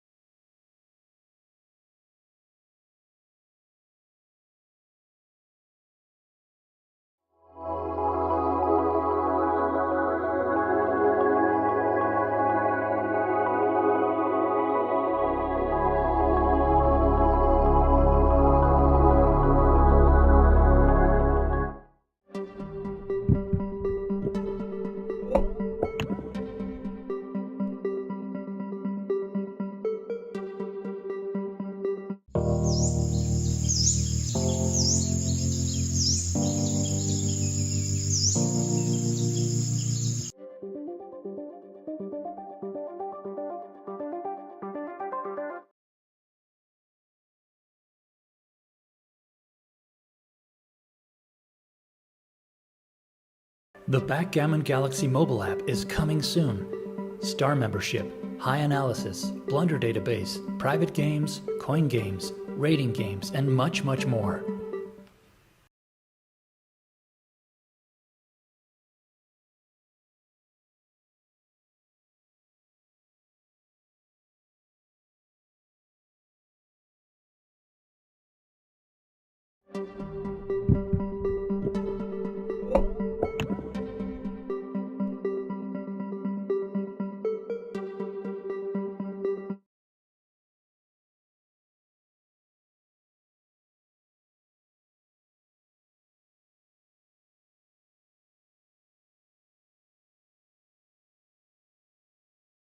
The Backgammon Galaxy mobile app is coming soon. Star membership, high analysis, blunder database, private games, coin games, rating games, and much, much more.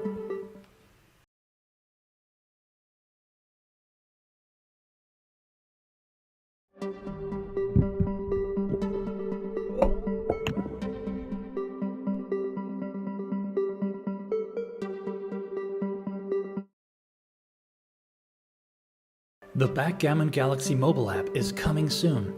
Star membership, high analysis, blunder database, private games, coin games, rating games, and much, much more.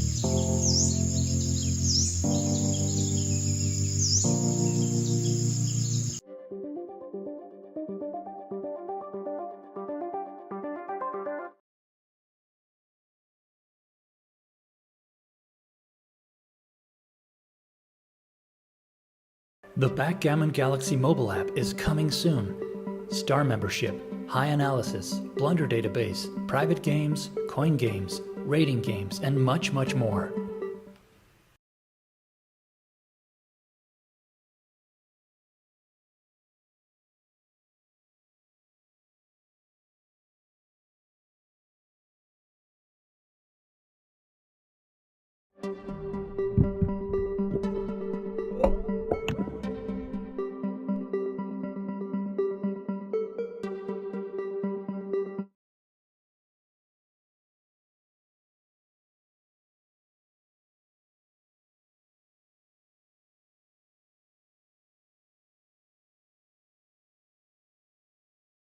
The Backgammon Galaxy mobile app is coming soon. Star membership, high analysis, blunder database, private games, coin games, rating games, and much, much more.